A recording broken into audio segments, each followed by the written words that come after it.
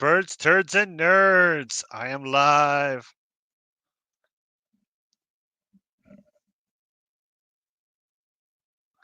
And let's see who gets up here. We're going to do some more Risk on Steam.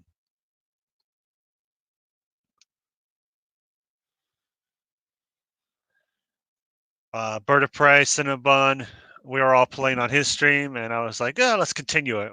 So we'll do another game.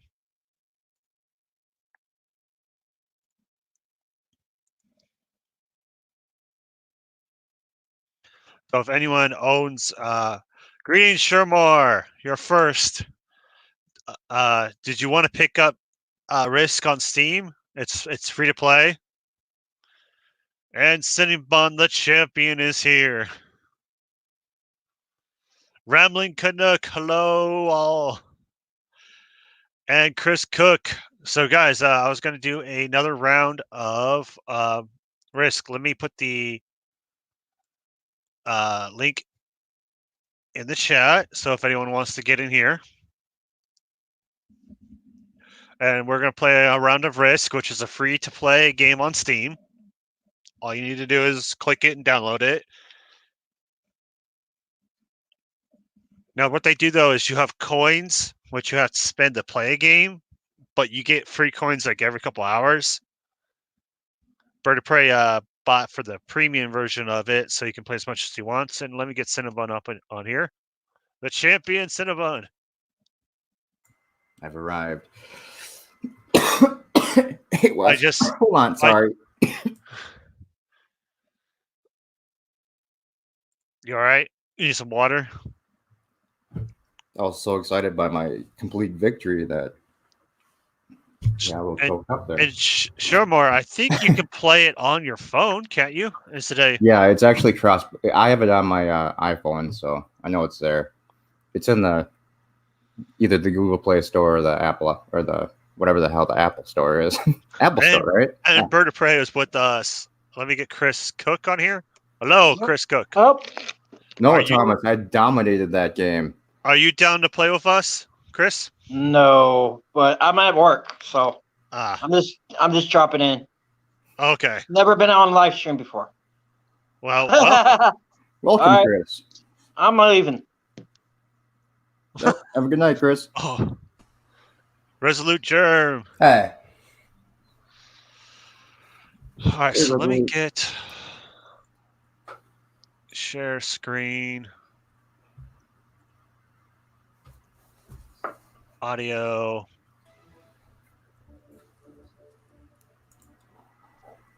Here we go. Resolute Germ, do you have Risk? Do you want to join us? Yeah. All right, so I'll make the game. Wes, I'll be right back. Oh, okay, I'll wait till we actually get started. What map do you guys? I don't have a lot of the maps. Unlike Bird, I don't have them all unlocked.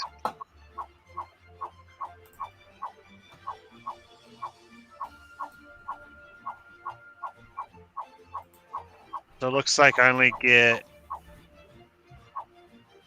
classic map, the new World Conqueror map, which just has more territories, Forsaken Lands. Let's do that. We'll do Forsaken Lands.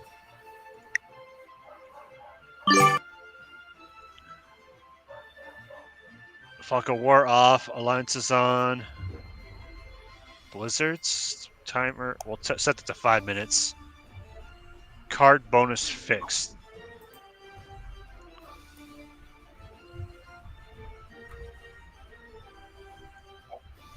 Huh.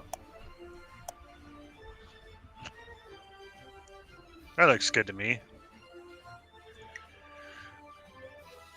All right. The game ID is X5JQ9. And if we get more people, I'll increase the amount of player slots.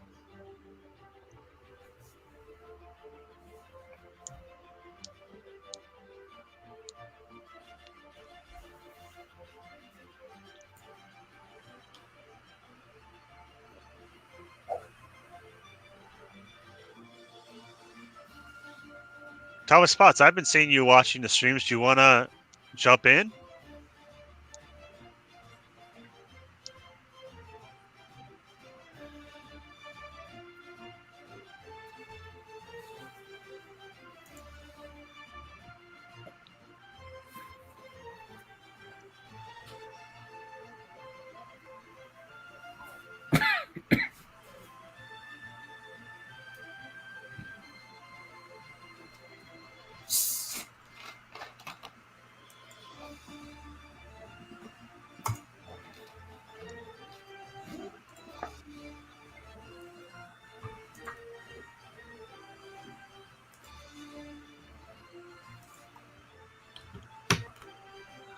All right, we're waiting for Cinnabon to.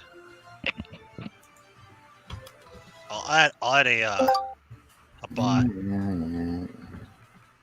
X5JQ9.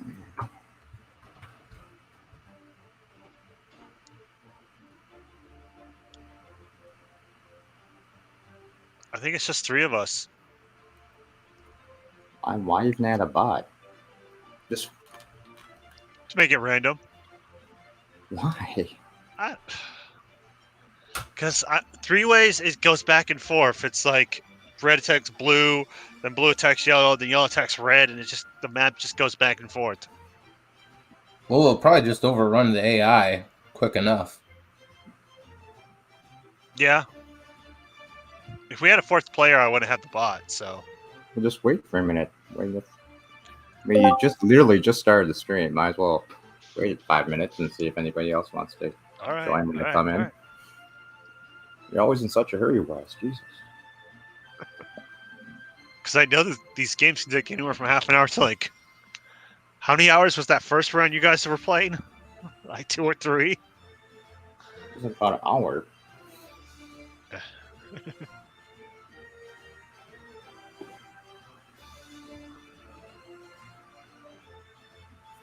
I mean, I really don't care. If you want to start, it's fine. It's up to you, man. Well, I haven't heard from Thomas Spots if he's even able to play or not. I think Bird needs a break, so.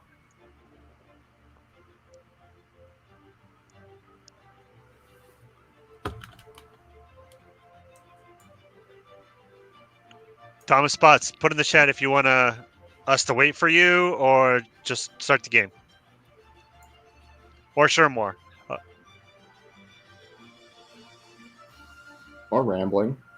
Oh, Ramley Canuck is. Oh, yeah. Ramley Canuck said hello. Ramley Canuck. I didn't forget you. Okay, Bird's going to be brushing his teeth for an hour and a half, apparently. So, They should be nice and clean after that. So, yeah, we don't have to wait for Bird, but yeah, if anybody else wants to join, we can give it another minute or two here, and then we'll start.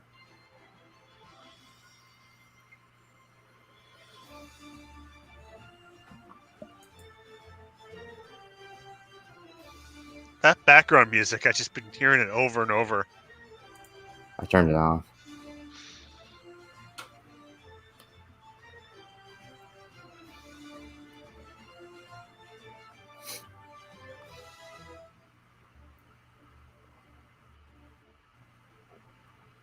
Wes just wants the bot so I don't crush him immediately. Yeah.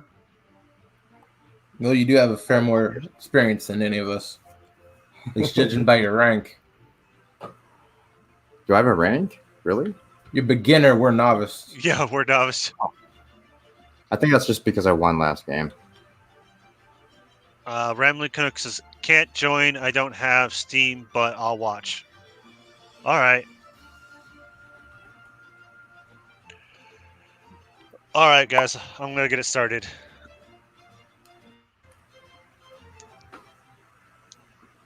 Are we just playing on the regular map, or? No, it's I didn't even see. It's like a custom map. It's like a custom map, or it is? Yeah, it's one of the free maps. I'm just kidding, Wes. I know what you mean. Shut up. Oh shit! What happened? I don't know. Now it's telling me to I'm make a back game. at the yeah, I got kicked out. All right, I'm making a game again. Forsaken Lands. That's the map. All right. New game ID is EQVK2. Shit, I'm stuck in one. There's Resolute Germ. What the hell? I can't. It's not letting me type in a. There we go. Or I can invite you. All right, what was it again? EQVK2.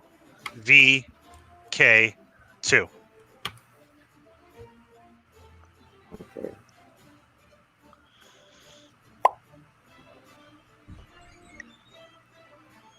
All right, preparing for battle. Get ready.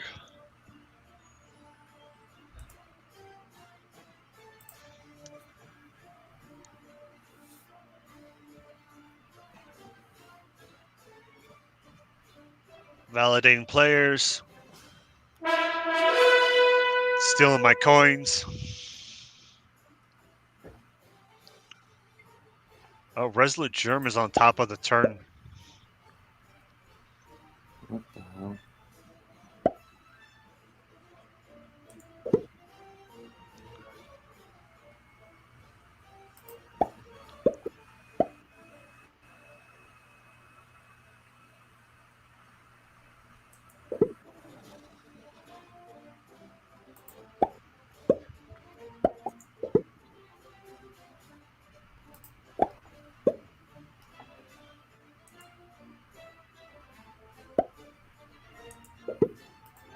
Son of a bitch. Damn right, you're not getting the full continent right at the start. Well, neither am I now, probably. So.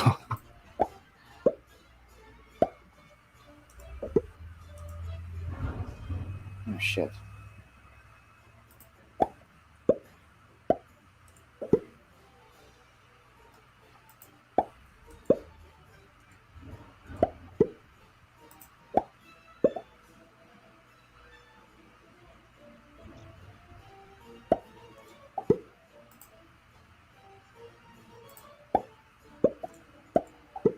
I am not happy with that bot.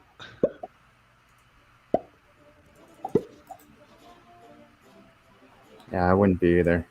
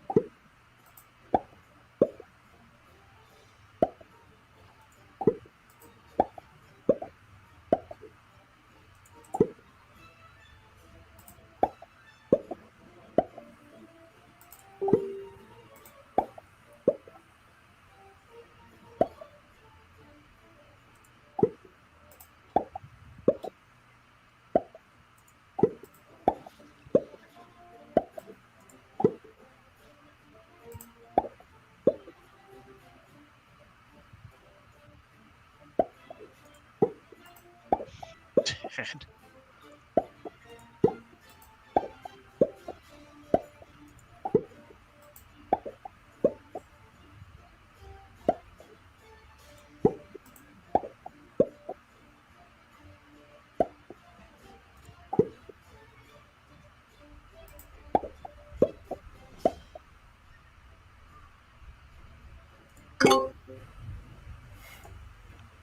Resolute Germ's turn. Let's see what he does.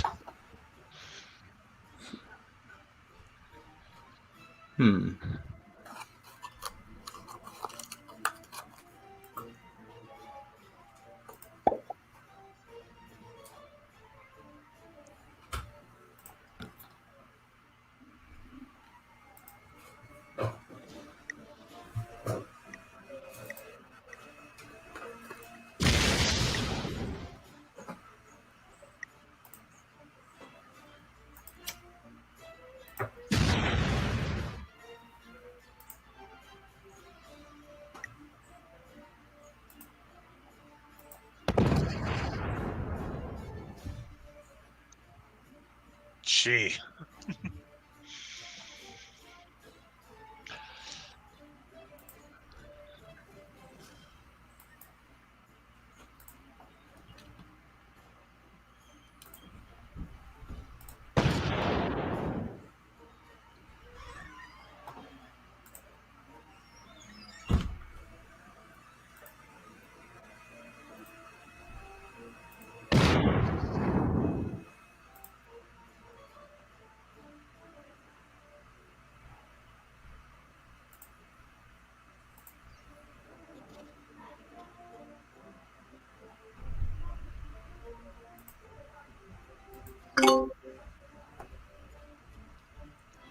All right, now it's the bot's turn.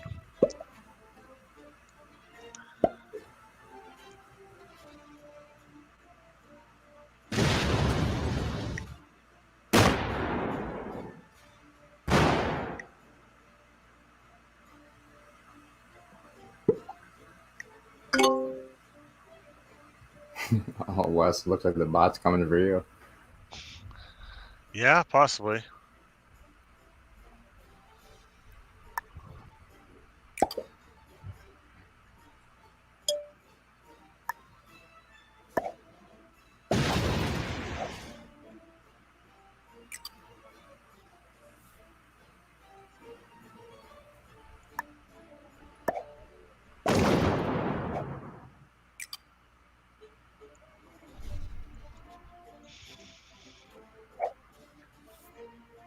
Why can't I go any? Okay.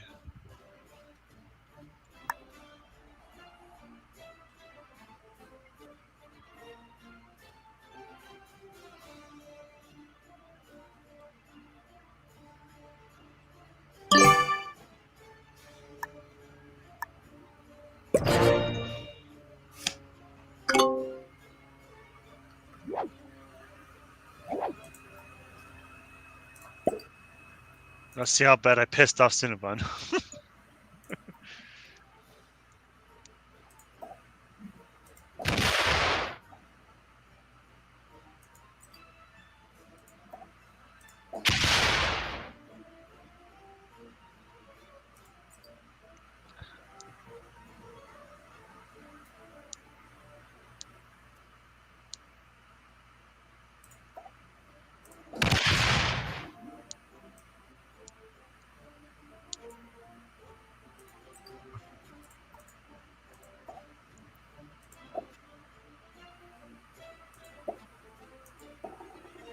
Whoops. Damn. How the hell do you... Sorry, I didn't mean to switch my dice. Hmm.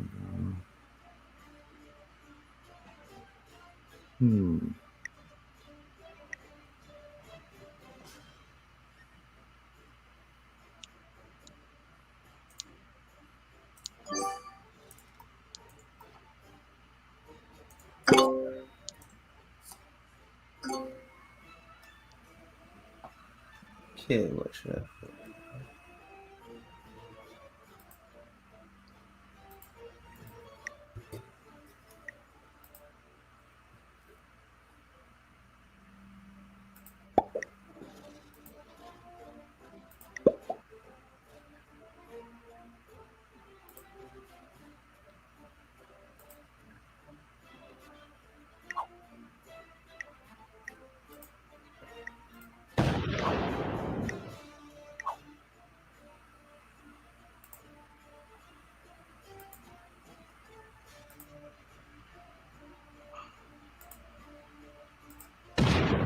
Ooh.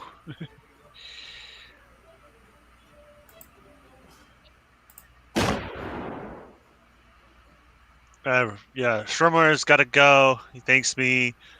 Take care, nerds.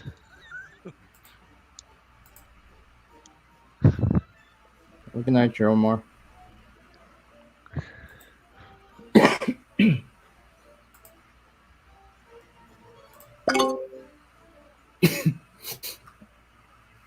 right, now it's the bot's turn. Let's see who they attack. Oh, they just fortified. Huh.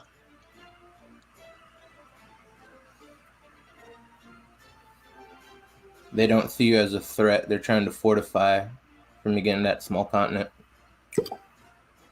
Take him out west.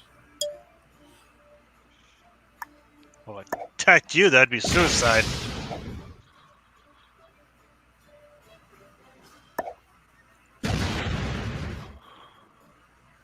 Son of a bitch. Wow.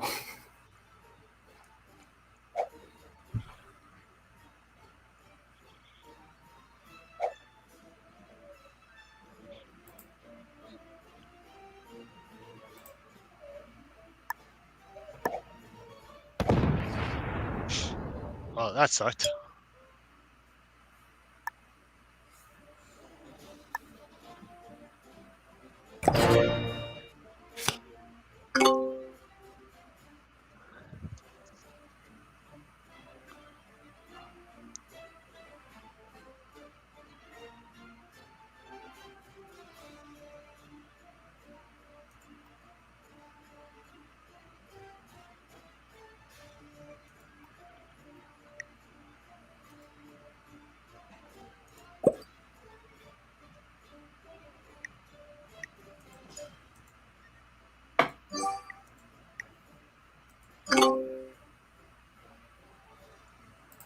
Oh, jeez.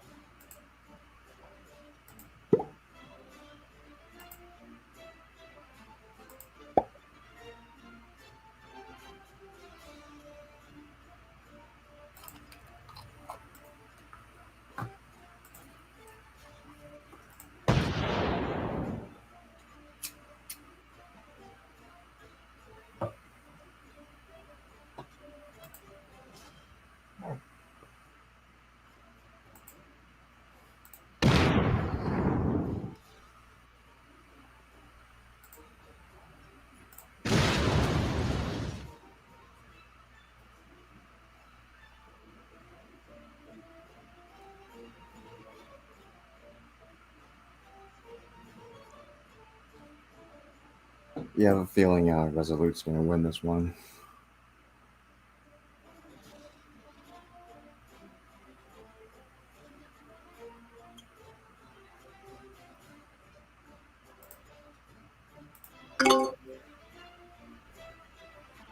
Well, the bot's still in the game, so let's see what they try to do.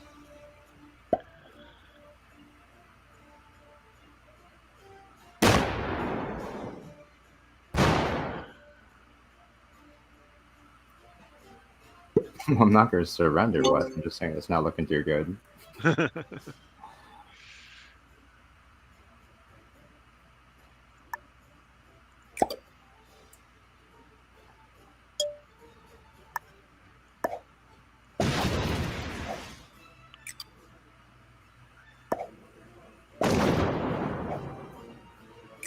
just want a little bit of territory there, Resolute. That's okay. I'll get to you after I get the bot.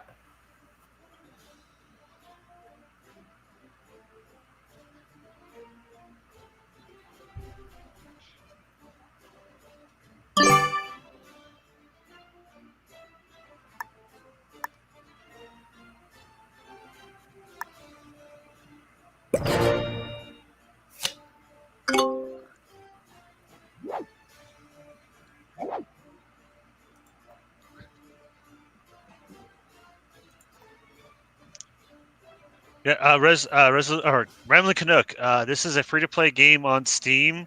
It should be playable on mobile. So if you want to see if you can pick it up, you can play with us next time.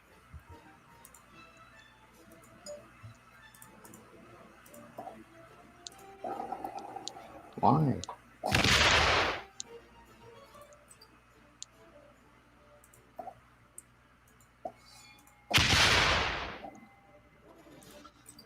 And here comes Cinnabon to wipe me out. No, I just wanted to give myself a little room. That's all. Little bow. What room? You got 2 continents. We need breathing room. Although Resident almost has 3.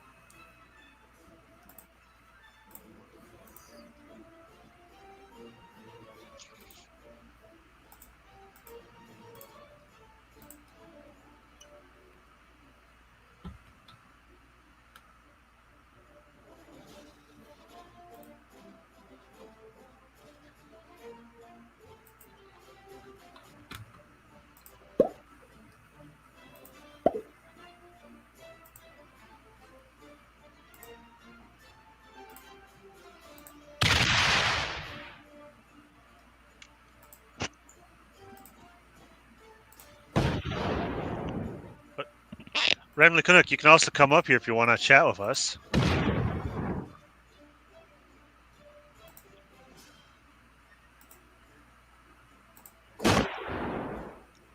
Here is the link again. Sorry, I'm concentrating on how we can stop the big blue virus. Oh, it's too late for that.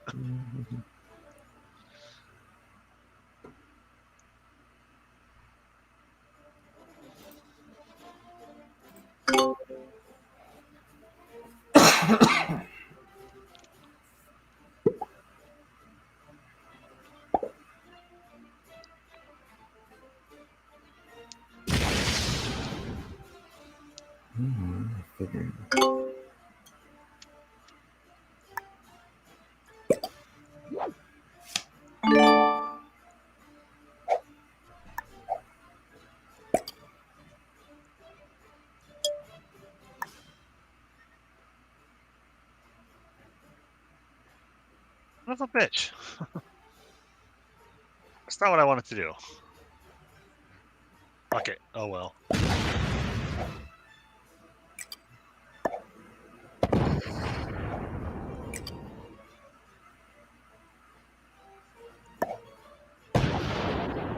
I don't even know where I'm going. I don't even know where I'm going.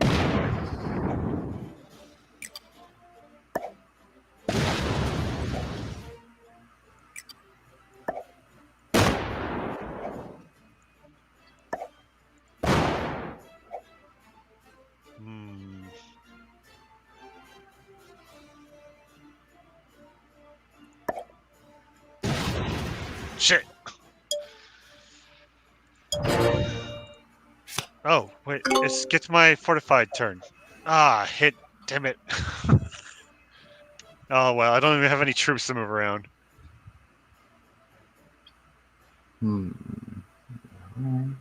Dick. How you want to play it?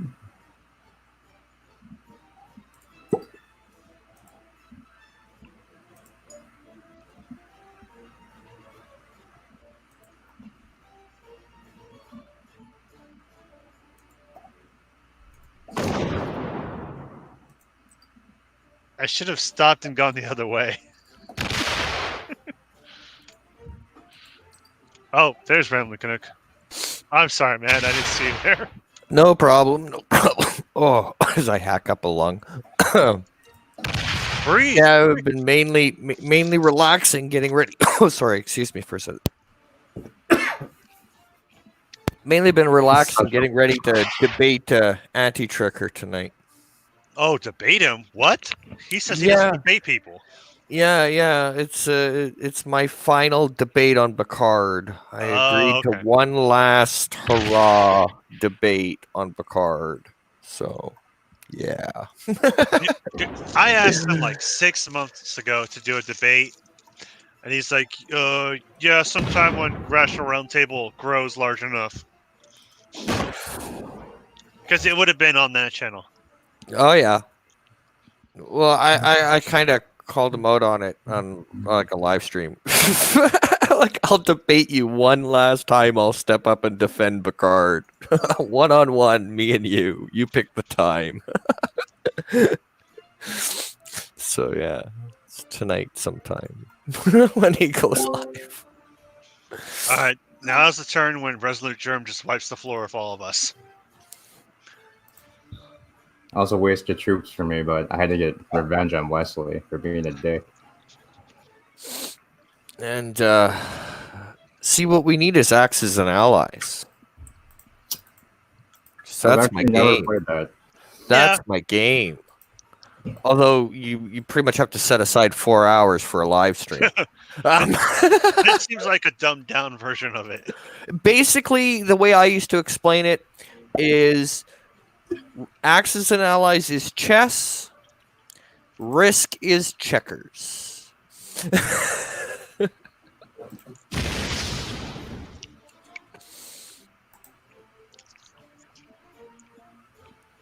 Because there's like a inch thick rule book with axes and allies. Oh, come on, Resolute. You could have taken out the bot. I don't keep you leaving no, the take bot. out Wesley. Leave my area alone. Oh, you son of a bitch. Not great. Now my last big army is surrounded. I'm done.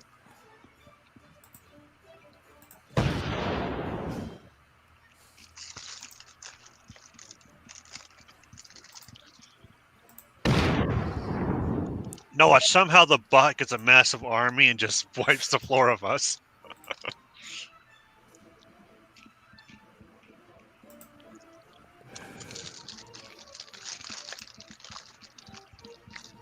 I don't even think I have.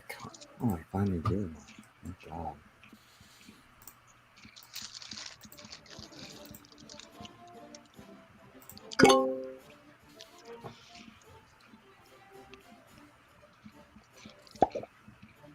Oh, see? I mean, 13's not the biggest thing, but it's pretty decent size army.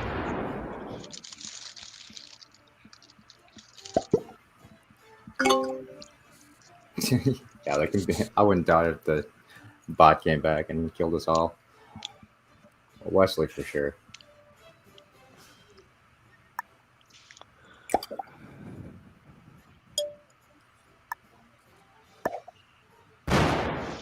Damn it!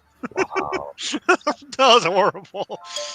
What a waste. Oh my gosh. I think we should eliminate West from the map just as punishment.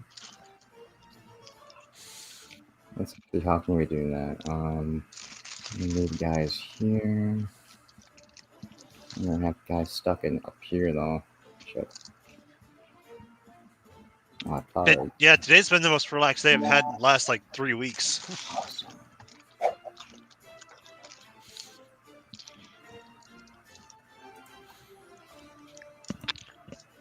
I've done nothing but watch streams and play this game. Which I'm doing both at the same time. There you go. You're multitasking, so you can say you're busy.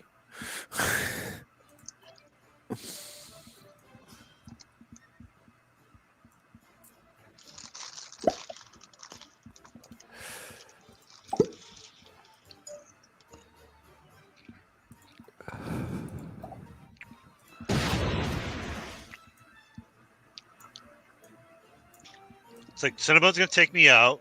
The bot, Resolute Germ's gonna take out the bot. And then it's gonna be between Cinnabon and Resolute Germ. But I think Resolute just has the advantage right there. Well, the problem with Risk is you can continue to attack and attack and attack. Yeah. With axes and allies, you can't. Awesome. Goodbye, Wesley. Son of a bitch!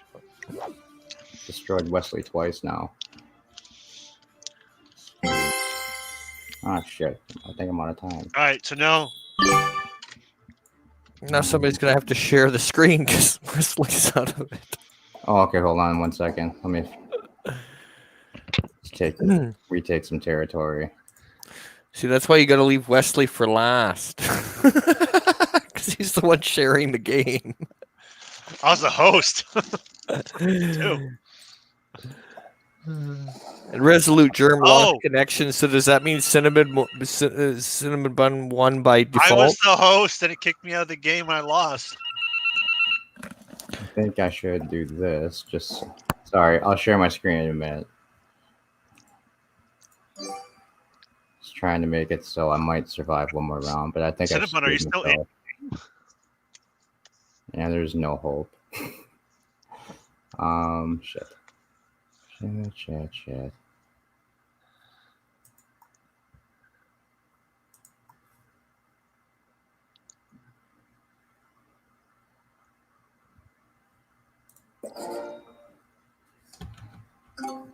All right, let me share my screen. Because Resolute Germ says he lost connection.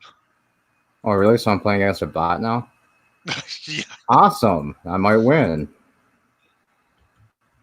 The bots are kind of stupid. You want me to quit playing? I just shared my screen.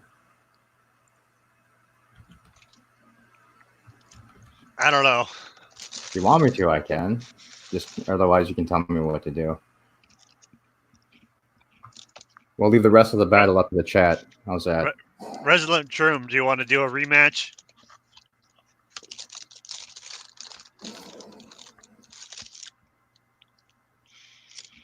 So it looks like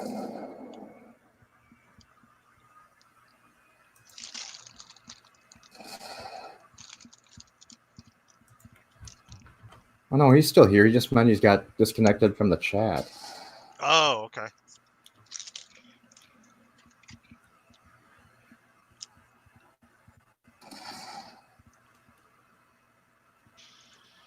Let's see if I still have the paste. Damn it! Now I'm kind of screwed. All right, there's the link to the StreamYards if you want back in. Otherwise, just defeat Cinnabon and no one do a new round. That bot is still alive. Yeah. Yeah, how rude. Take out the host before the bot. God damn it.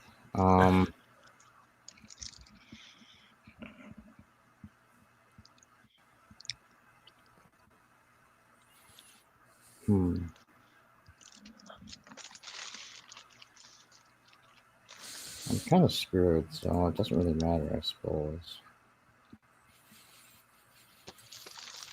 Take out the bot, and you might get its cards. Yeah, I was kind of thinking I should take out that 8 army that Resolute still has first.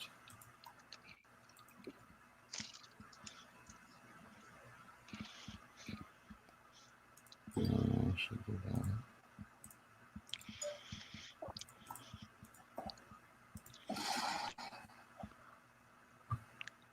Oh shit, I was hoping at least someone survived so I didn't have... Oh, well, at least I can connect my shit again.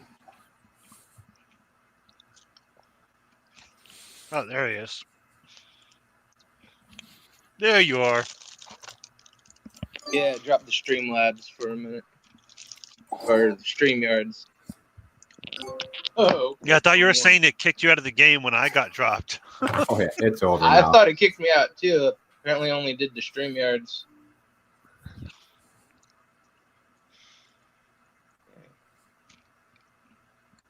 I don't know. It looks like you both have very stretched out. Well, no, I mean, if he put his 9 army in, if he just dumped everything there, he could just wipe out the rest of the map because he's got 21 plus cards.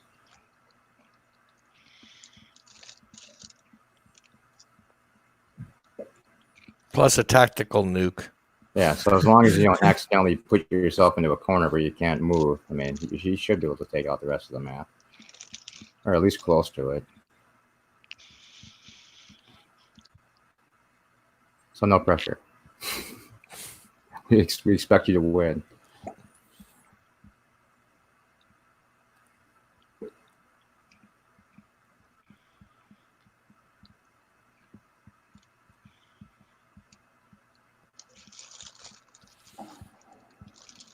No. The people of wherever the hell that is.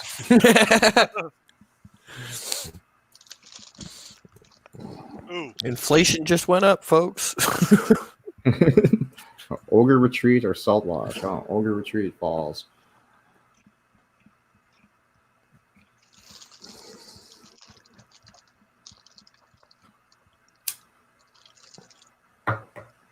Burning sulfur. What the hell? What? Where? What is this map of? Karoga, Eternal Towers, Molten Pit, Firestorm. Yeah. Oh, there goes the orphans. The Molten Pit. There goes the orphans. It's supposed to be Forgotten Realms from like D&D or something. I don't know.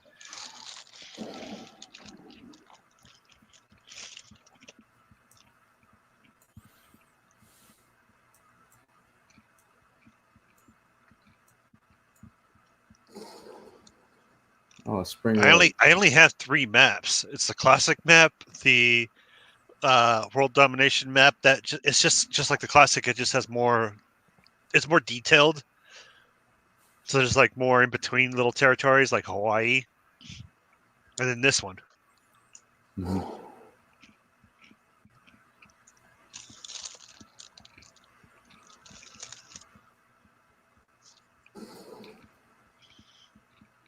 Damn, that didn't work out. Damn it. That was close, though. Wow.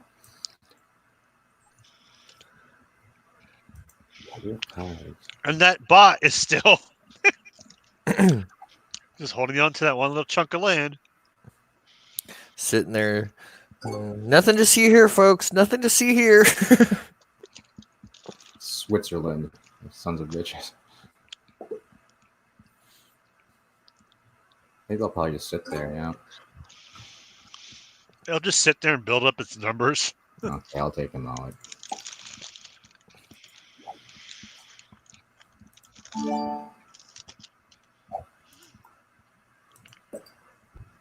At least I'll try to. This is where we find out the bot is on God mode.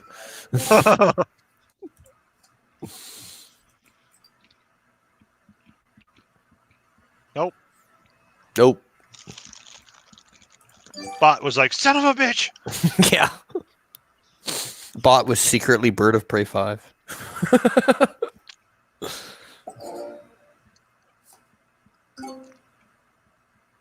Oh, jeez. 26 and 12. Wow. 38 troops. I don't think I'm winning this. Oh, shit.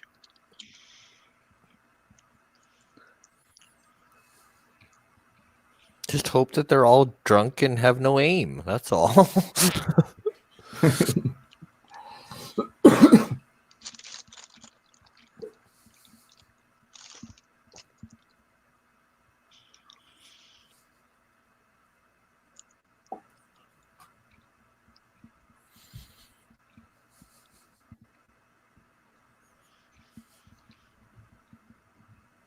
Oh.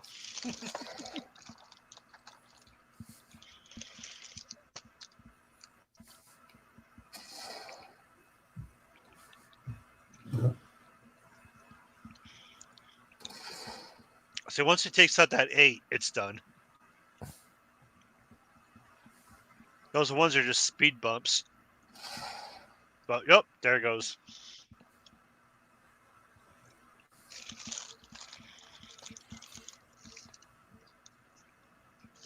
Well, in theory, you'll get one more turn regardless.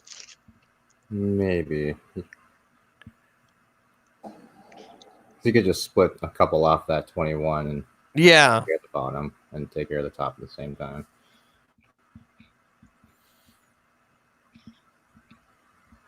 See, that's what always messes me up with Risk is I played Axis and Allies so much. So I think Axis and Allies rules.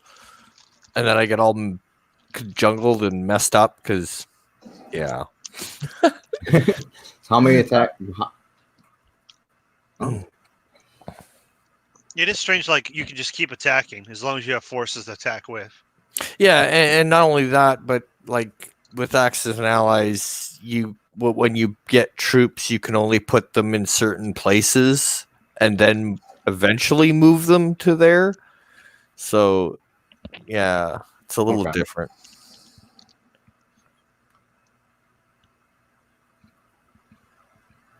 This is a little bit different. When I used to play, you could only reinforce a tile that you were right next to. But you can do it as long as you're connected in this game, apparently.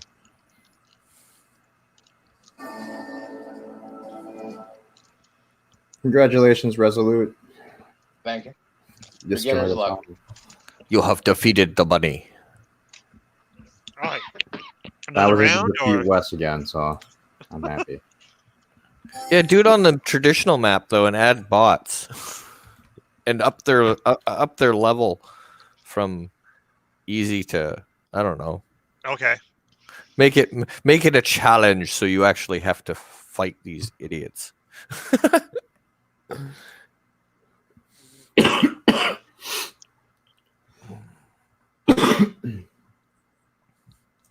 going to take my screen off, Wes, so you can use yours again. But I am curious. It would be cool if they had an Axis and Allies version of this game. You got to. That you could do the same. It's actually probably in Steam. Good night, Bird. Later, Bird.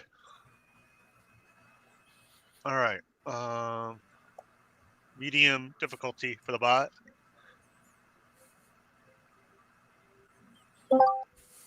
William Red Hand. Well, there's an Axis and Allies online game, 1942 online. Oh, that wouldn't be too bad then. It's a $20 game, though. Yeah, that's the problem. I mean, just to get the board game without the expansion, it's $50, or at least it used to be last time I checked. Like the actual board game itself. But then finding it is really hard to do nowadays. Oh, yeah. Hey, what's the ID? Sent you guys a request. Other way. What? But if you want the ID, it's XTEP5. Thomas says it's Wow, that Janeway went bot.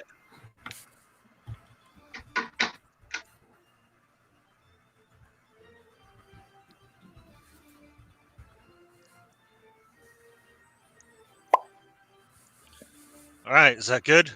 A medium bot. Uh-oh. Yeah, this now it will be the Janeway bot. We have no hope. All right, ready? Yeah. Let's go. All right, so And, we'll try to let Wesley survive until the end. My desire to destroy him every time seems to kick in, so...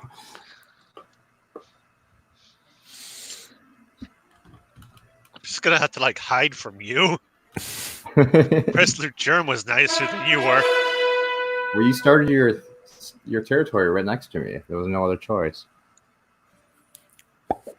That sounded like Bird. I had no choice. I had to destroy you. Yeah. So this is the like more detailed map. Yeah. And Cinnabon is like right next to me again. Right, because the United States is my territory. Fuck. And Canada.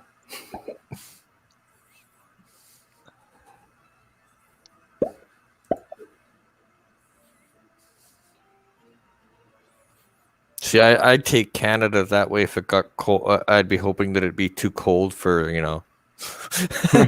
any army that came from South America. It's winter, you're screwed.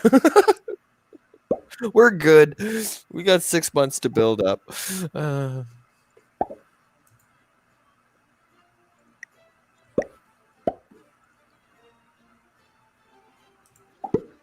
Alexander's going to have to get used to living under the bunny's rule. Sorry, Alexander. There's no rejecting our government either. He's live right now. Oh, is he? Yeah. Alexander, if you're listening, serve or die.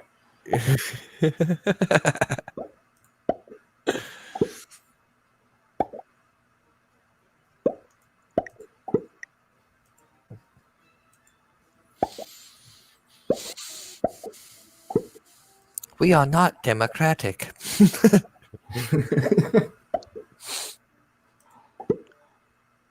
Dude, that bot almost has all of like Europe and Asia. I know you were so worried about me, you didn't block him. What are you doing? Resolute almost has all of Africa. One more left. Well, fuck it. I just probably pissed him off. Well, we know where the first place to get taken over is.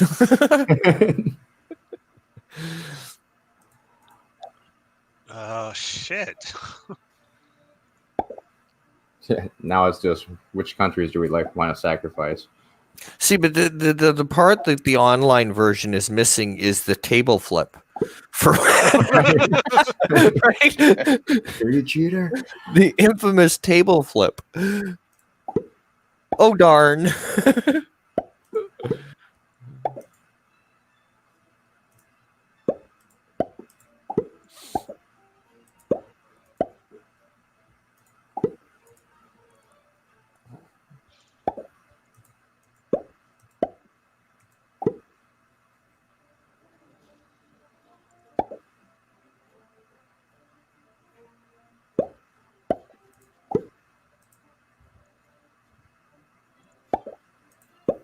I see what you're doing, Wes.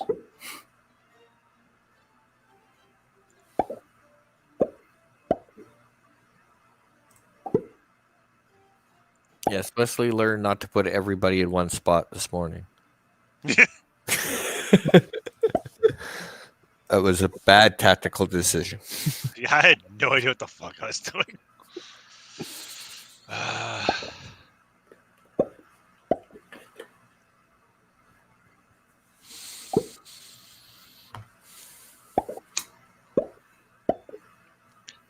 And T-Berg is playing Space Engineers. Hold on, I'll be right back. Okay.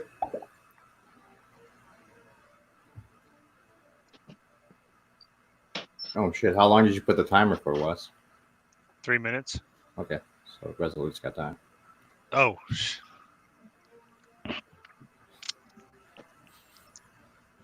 Wes could let his clock run out, but no, he just doesn't care about other people.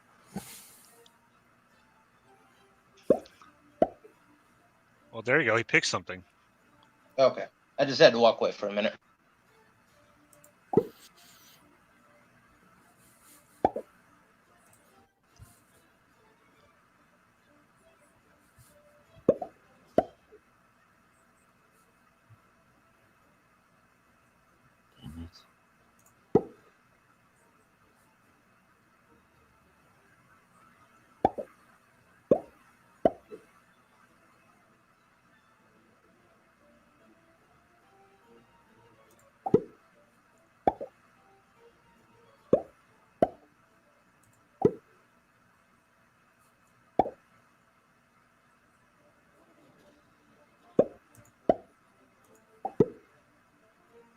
Like one of the rules I forget when when I'm playing Risk is the fact that those dotted lines means I can cross the ocean.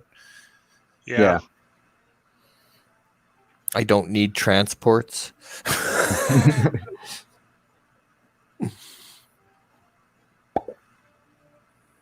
Yay, you have 2 transports. Cool, you can move 2 tanks across the ocean.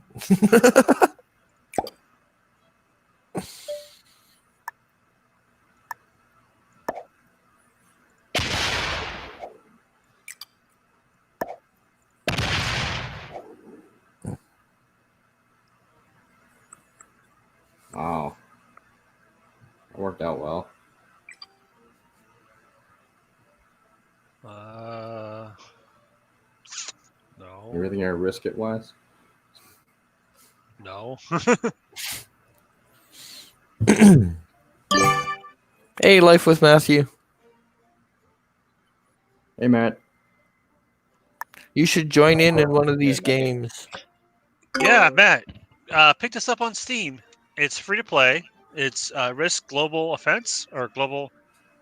What is it called? Shit. Global Domination, I believe. Global Domination. That's what it is. It's free to play. We're just playing the base game of it. Bird's the only one who got the premium version, and you can play on the next game. And if you went up on the chat, I posted the link a couple of times, so I can do it again. And what is Resolute Germ going to do? He's going to. Yeah, take the Congo. Yeah, I knew he was going to do that.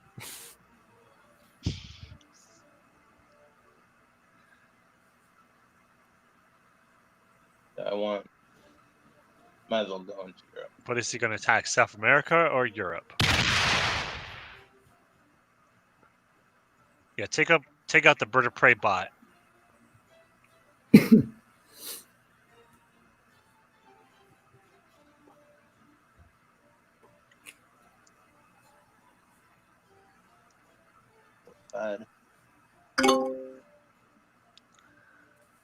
And it's bird of prey's turn. I mean, red hand.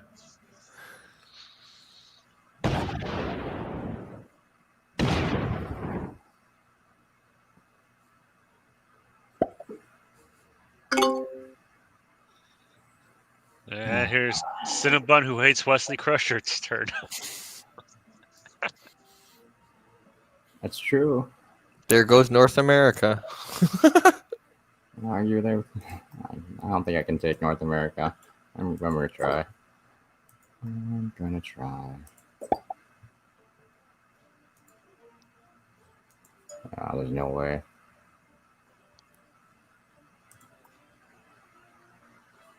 Who's next to me in Japan?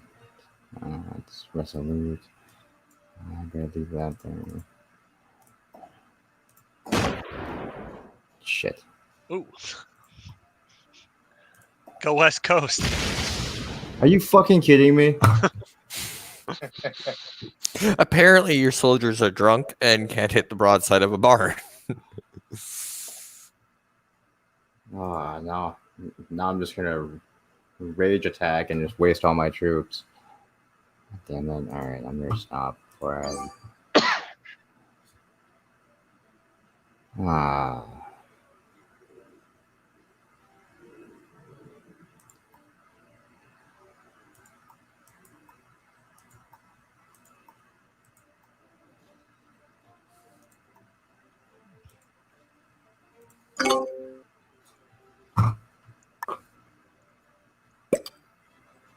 That was not fair. I don't see how West survived that attack.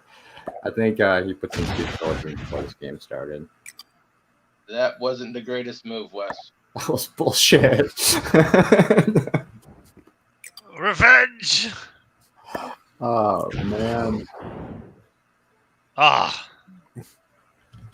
Shit. Yay, the Manitobans held out.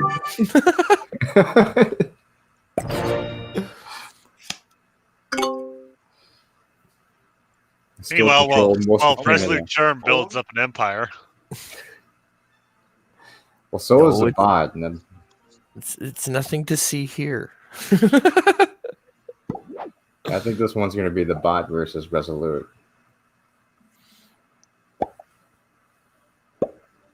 Unless the Canadians just... Well, actually, no, never mind. I don't have a chance. I still have that little territory, Siberia. I still have... What the hell is this? See, you're not supposed to point that out. You have Mongolia. Yeah. There's only one army in Quebec because everyone else abandoned their post. Separate fuckers. You don't recognize your war, you sons of bitches. Well, France's main battlement is a white flag, so yeah, right. I mean, yeah, so you might as well take Quebec next, West, and just gonna surrender no matter what I do. Just throwing that out there. I mean, well, let's see what the bot does. Oh no! You're take Alaska. Hey, oh, sheesh. Yep. Goodbye, Alaska. Oh, never mind. It's a foolish bot. All right. I think we need to reinforce Quebec.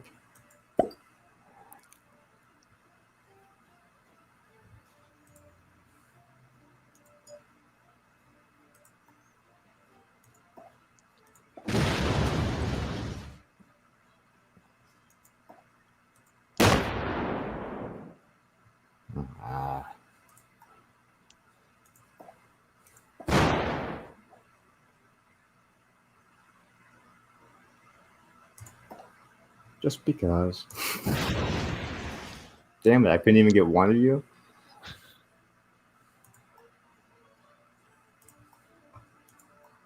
Oh yeah, that's oil country. Alberta, that's oil country. Oh, Wes, what the hell? I'm not doing anything. Oh, damn it. There we go. Finally. I'm gonna cut off your army, I think. There we go. Yes.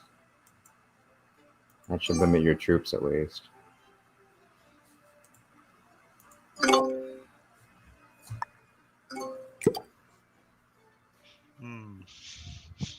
Which way should I go?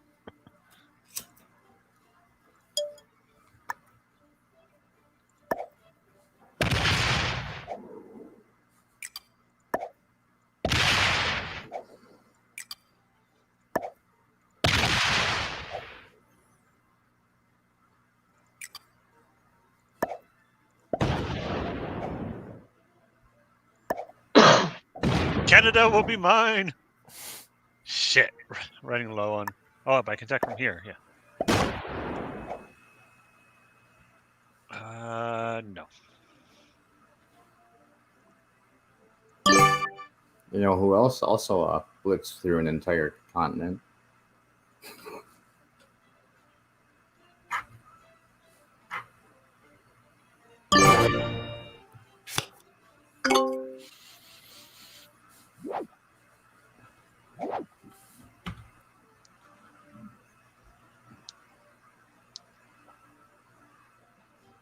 Ramley Canuck, did Anti-Trigger tell you what time you are streaming?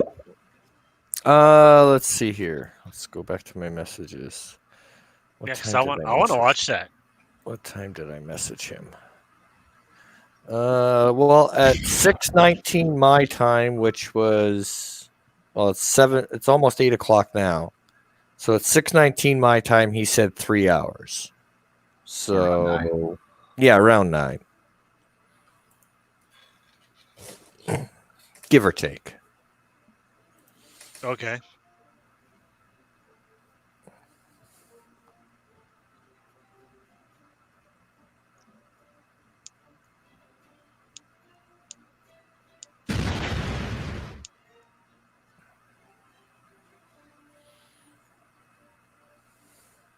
Wait, what time is it where you are? It is 8 o'clock. So like 1 hour from now? Yeah. Okay.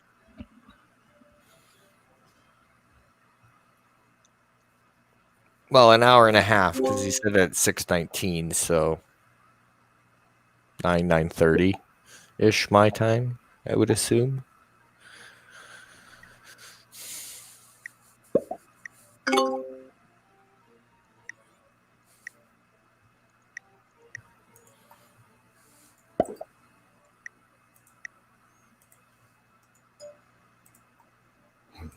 The Great Hawaiian Army. Me and Cinnamon are just fighting over the same corner of the map over and over. That's how you want to be, huh? Resolute's secret ally is trying to help him out.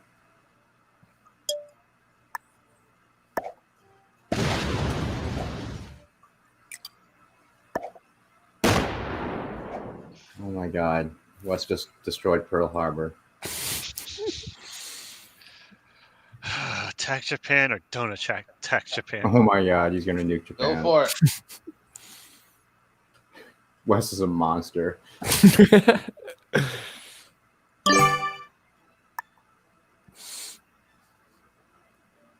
Now the bot like puts like 10, 15 troops on Japan and attacks Hawaii.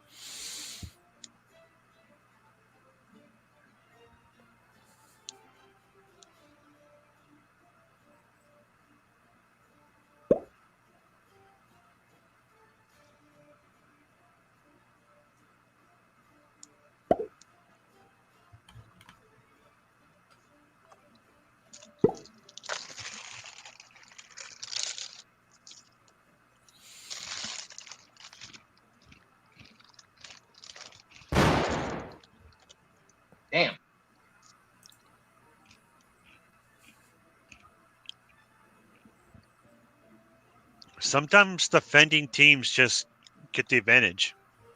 Well, Yeah, traditionally, apparently. even in the actual board game, they have an advantage on the dice. It's easier to defend than it is to attack. Yeah. Isn't it like if it's a tie, it goes to the defender? Yeah. General rule. I don't know about this game, but general rule. Yeah, I've seen it before when Bird had it on the other dice mode and actually showed you the dice rolls. Mm-hmm. It was like he had a 6, but the defender had a 6, and he still lost. Mm-hmm.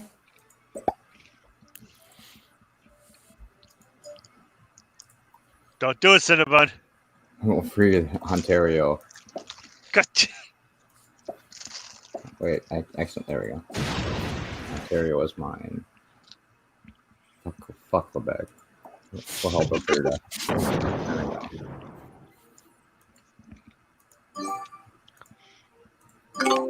You know my turn's right after yours. I know, but if you don't wipe me out, I have cards, so I'll rise from the ashes. Oh, cards? Destroy your tiny nation. Cards? Yeah. Yeah, so you might want to wipe me off the map right now. Oh. But you probably screwed up, didn't you? Because you forgot I have Mongolia.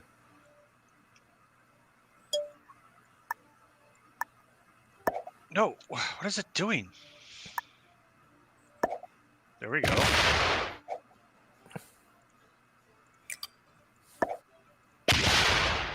Yeah. Oh.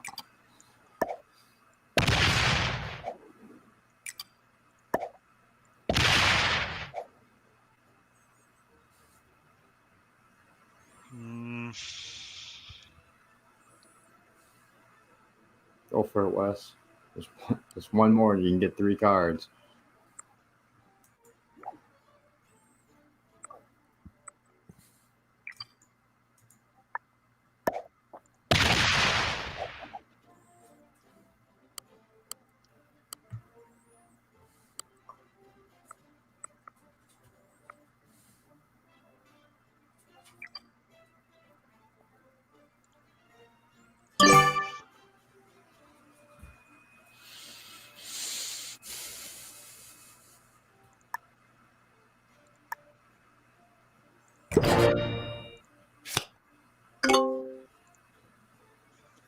You blew it, Wes. What? Now Resolute's going to take me out, and he'll get my cards. You think? Well, yeah, I did have 2, but but you can only send 1 to attack. So there wasn't any chance I would have won against you. I can't get to Mongolia anywhere. You could.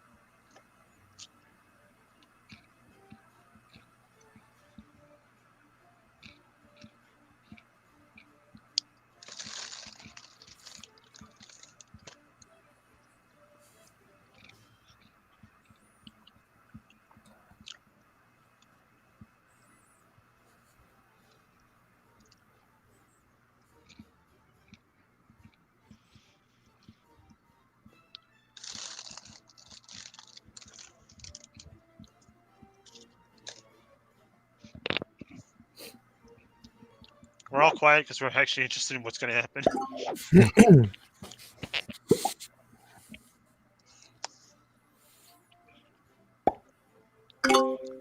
Oh, no.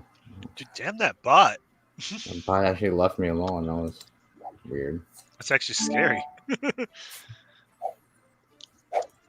False sense of hope. 10 true. What? How did you?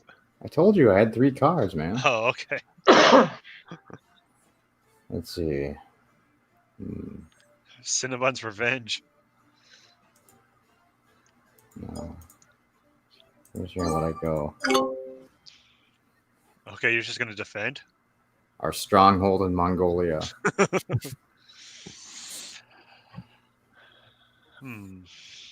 I was thinking about helping you out with that. That 9 army right above me, but said why?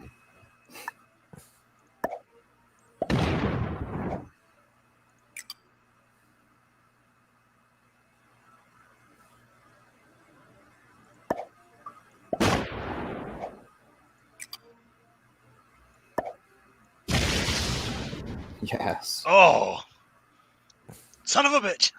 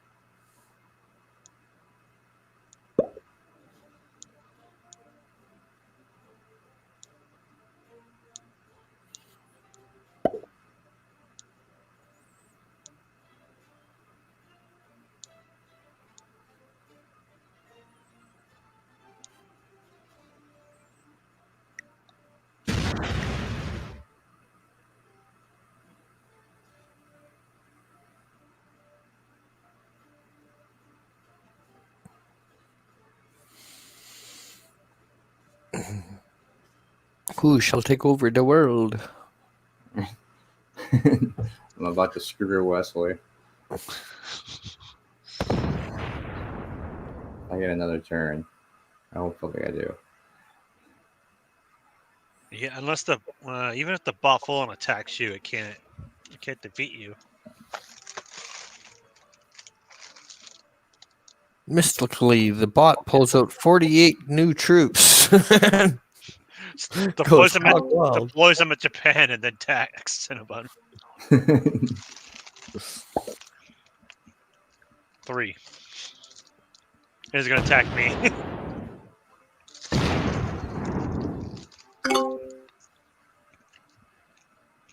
Awesome, I get 3 troops.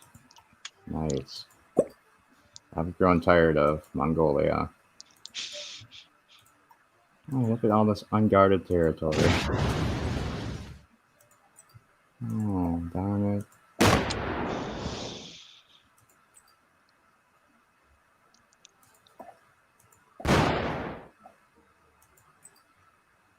The Revenge of the Bunny. Should we take out all those big armies? I think that's what we should do. This one first. Hopefully we survive. Holy shit.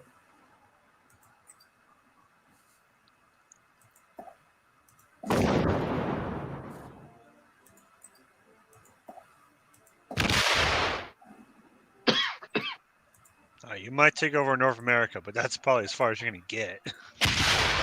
It's far enough.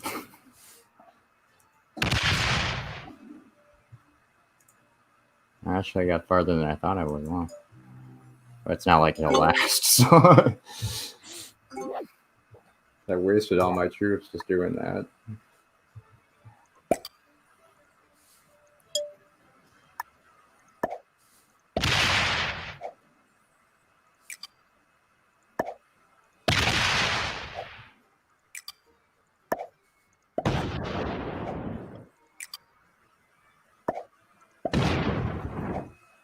See, Resolute Germ is just like building up and letting you two fight it out. I know. Yeah. He's the Well, I'm smart gonna one. let these idiots battle it out. I shall pick the pieces. Oh shit! Yes. You're welcome, Resolute. Well, at least I got another card. Finally, I can use these.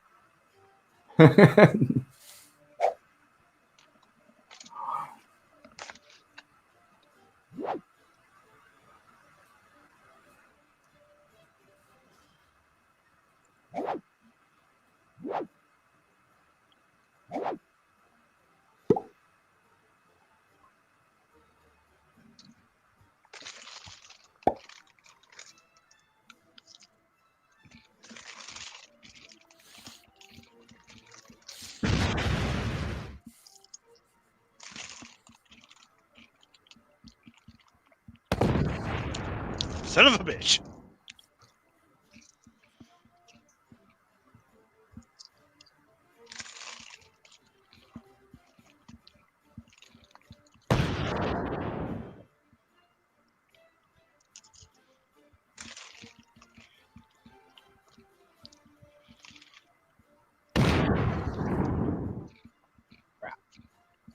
How did that?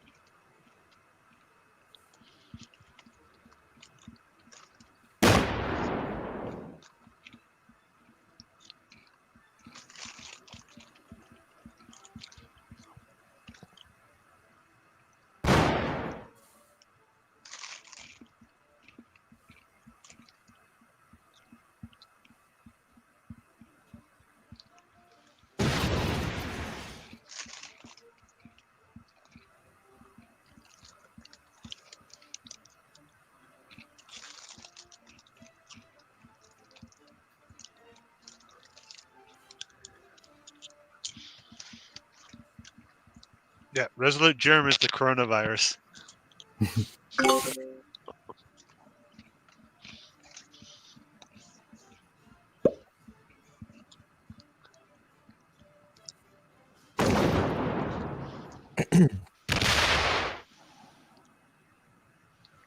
Oh, It didn't work out too well for you, did it?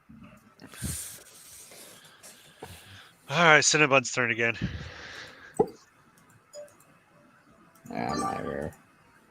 I'm not even gonna bother.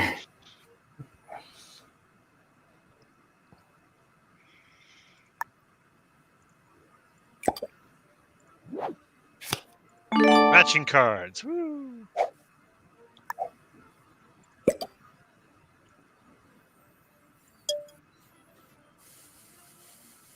What? No, I want attack.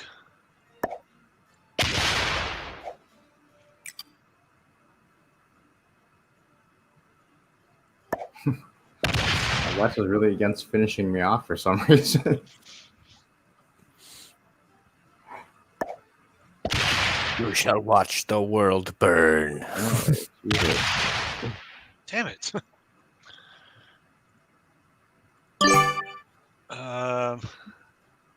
Shit, nothing that can really move around the fortify.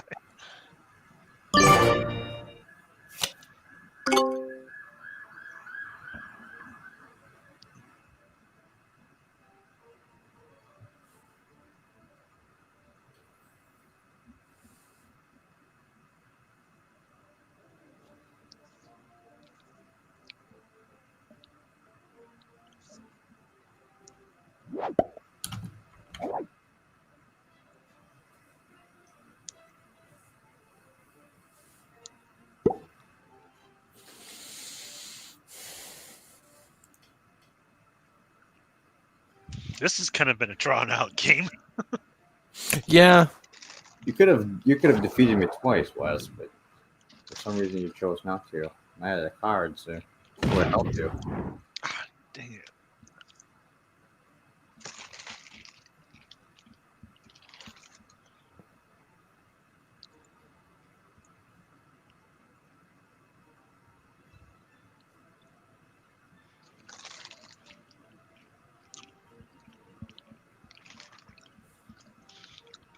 I'm just surprised how well the bot is doing.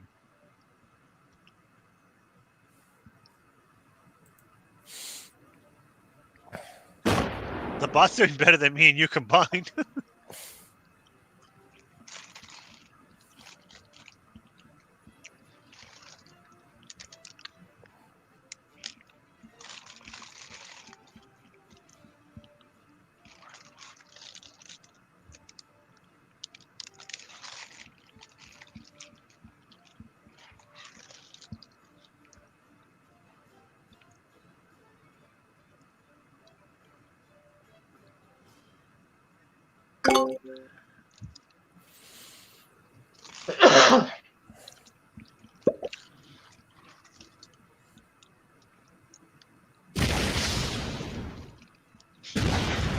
Looks like the bot's gonna finish her out, Cinnabon. Oh no! Oh. One last turn.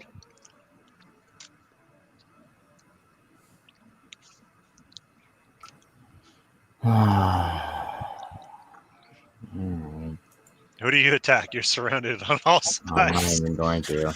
Every time I attack, I'm going to try to take a territory and make this game last longer. Damn, I only have 2 cards. Oh, shit. Why did I do that? Why did I do that? Screw it. Screw it. Damn it. Thanks for making my job easier.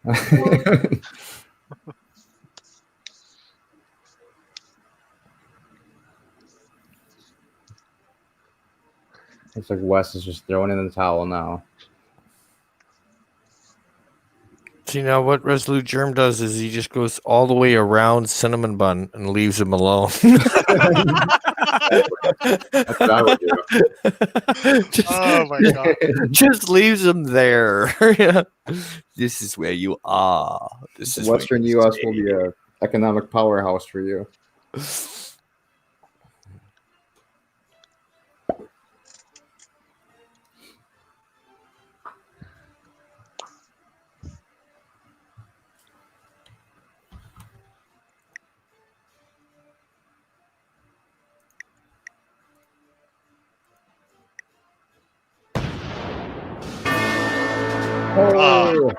Oh, the mighty Idahoans.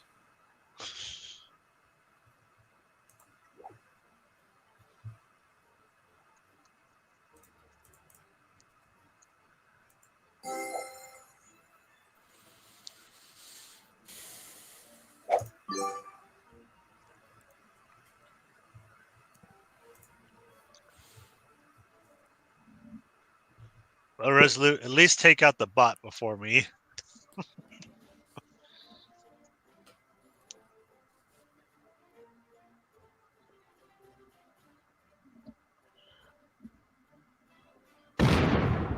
And he's taking me out. Take out the orange one. Take out the red one.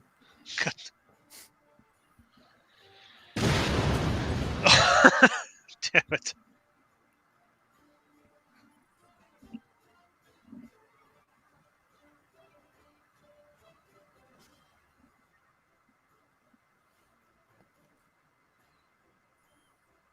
See, you and Cinnamon Bun should not have left Resolute Germ to build up. I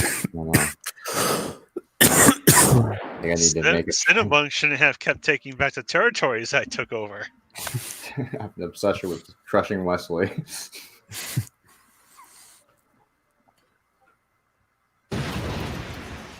It's like him and I took over North America from each other like 5 times. My hate for the Crushers just.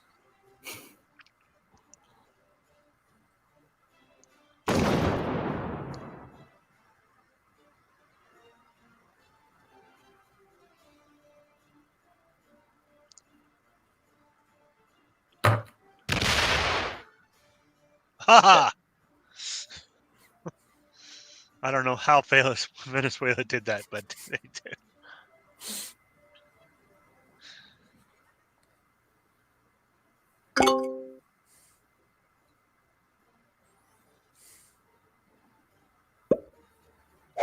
Orange player received 8 troops. Oh my god. Oh. Leave Quebec for the bot.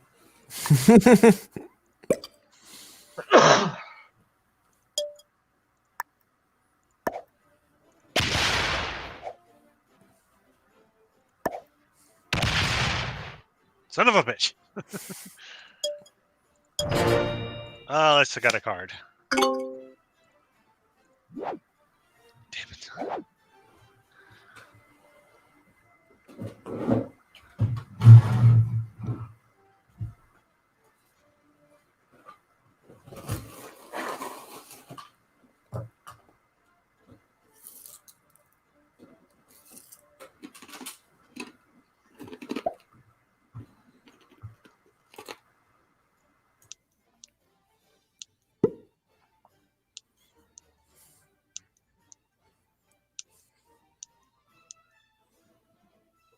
Looking at this map, it reminds me of Election Day on Canada. Red, blue, orange. Orange? Or is it, well, yellow, but it's pretty close. Yeah. I'm just going to say, you guys have a third party that actually gets votes? Yeah. NDP.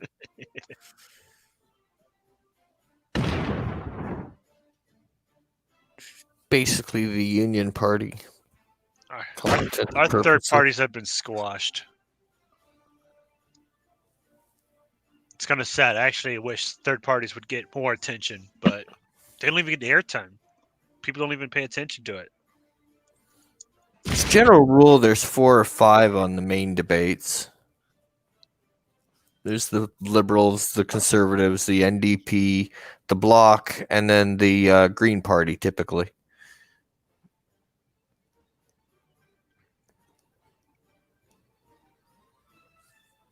All right, Resolute, come on, take out Greenland. He'd need reinforcements to do it. Or you could take out.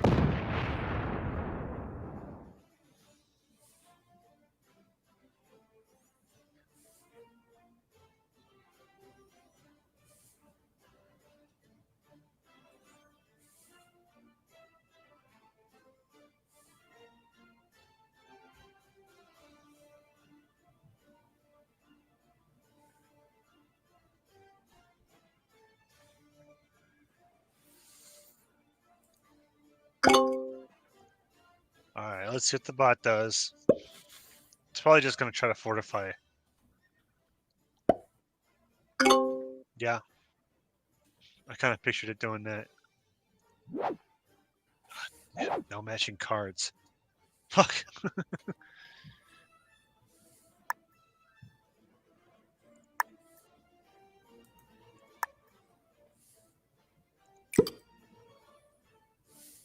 I'm fucking screwed no matter what I do, but... Attack! And die trying. Oh, it didn't even weaken them.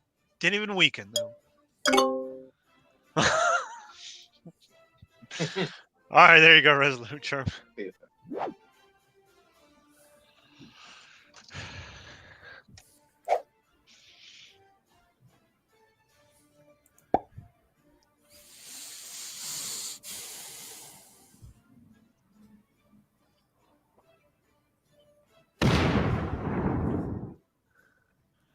Take Quebec! Or Ontario, I mean. Take Ontario.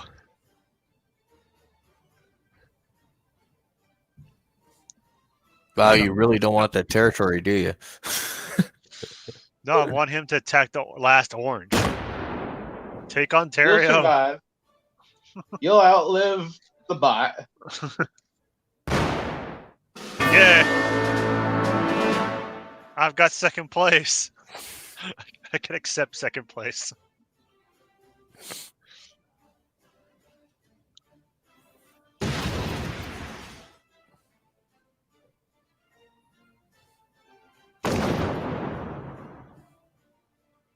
Venezuela.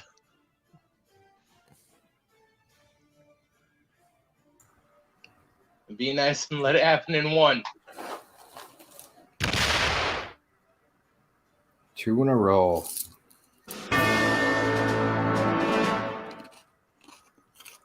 That's because you keep attacking me, Cinnabon, and we wipe each other out.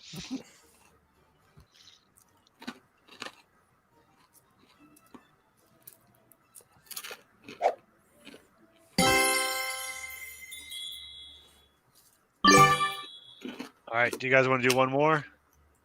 No. No. No, 2 is enough. Yeah.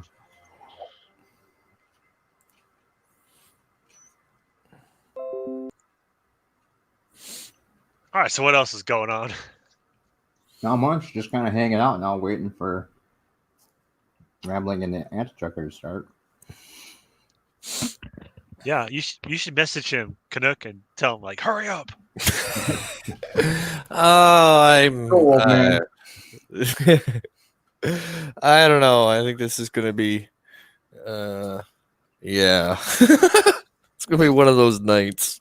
So what do you think his main points are going to be that he's going to bring up? Well, the garage door for sure. A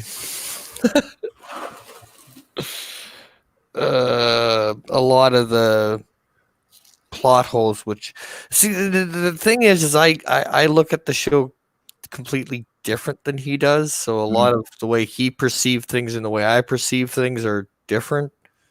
Because I went back and I actually watched episode 8 today, and like when the big bad woman and her general or whatever he is are talking about the Borg, he states that they are, they're in stasis. And then when I saw them blow the door and send them into space, my brain automatically went to cargo bay, right? They're just stacked like cordwood. Right. So to me, I can rationalize it like that. And because I mean, how many times have we seen them blow at a cargo bay? Right.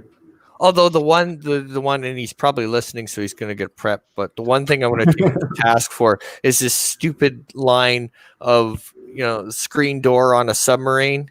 Why would you put doors on a spaceship? Mm-hmm. So my question is going to be: so was it stupid of them to put a screen door on the Connie? Epic Bird says, "How many times will Ramlin say sorry tonight? One drink per sorry." And you also have to drink for what's his famous line? Anti-Trekker. So here's the thing. Yeah, so here's the thing. Yeah. One drink for every sorry, double shot for, and here's the thing. Oh, here's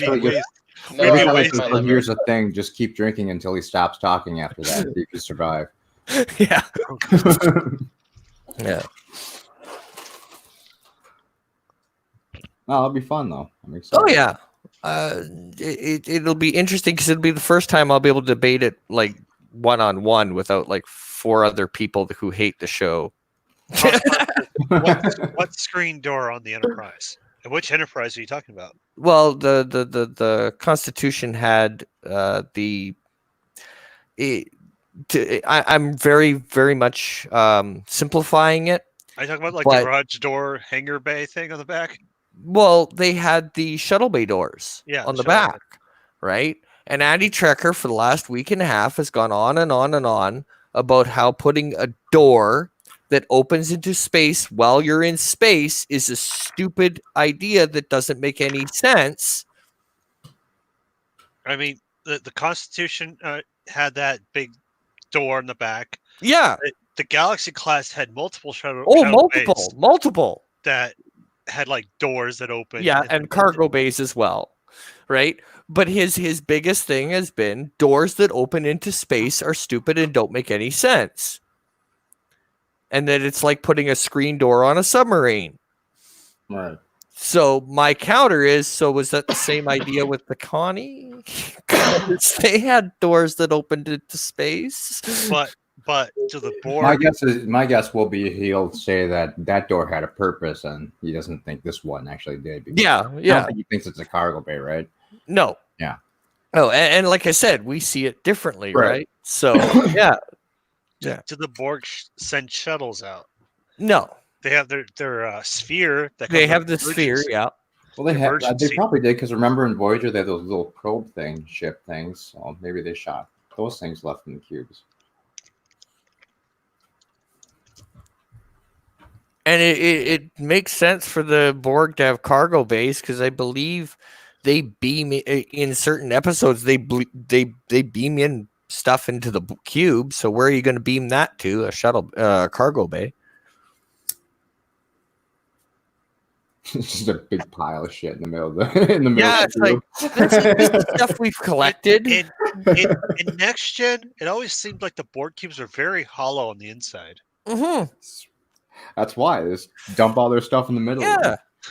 Pour Borg the Bob down there, Bob the Borg down there, and sort this shit. Yeah.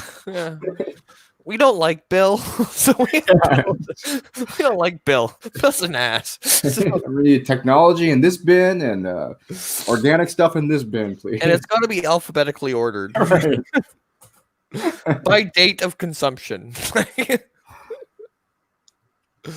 Yeah, but no, it'll be fun because at the end of the day, it's a TV show. Oh, yeah. Exactly.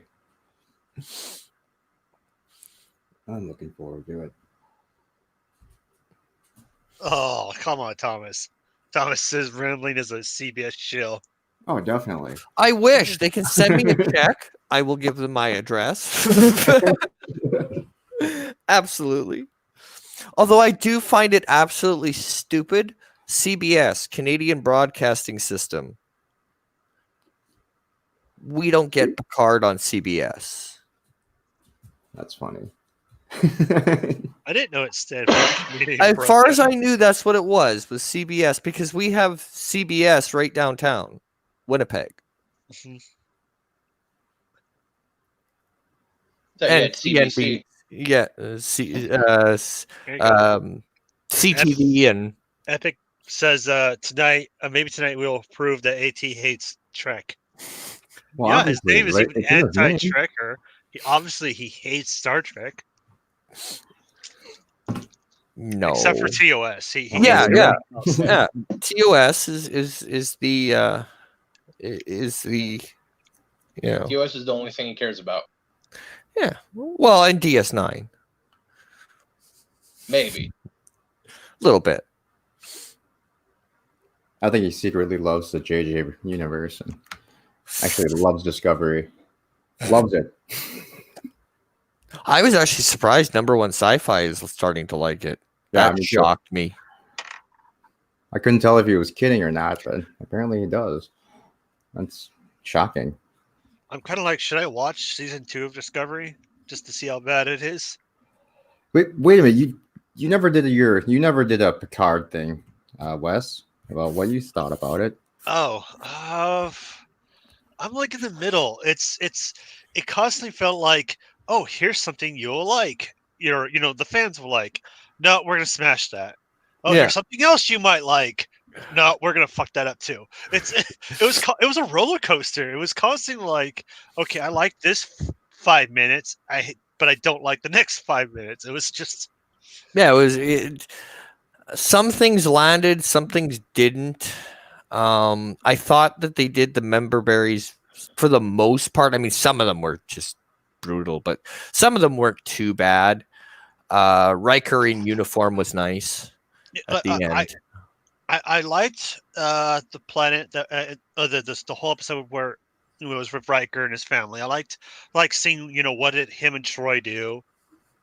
It was a little odd though. It was like, see, and for me the cabin thing didn't bother me because I live in Manitoba and we have cabins up at the lake that are on the outside look like your old log cabin, but you walk inside and there's flat screen TVs and every modern thing in there, but they still have some of the old look to them, right? I barely caught the unicorn bunny. If you guys didn't point it out beforehand, I probably would not have caught it.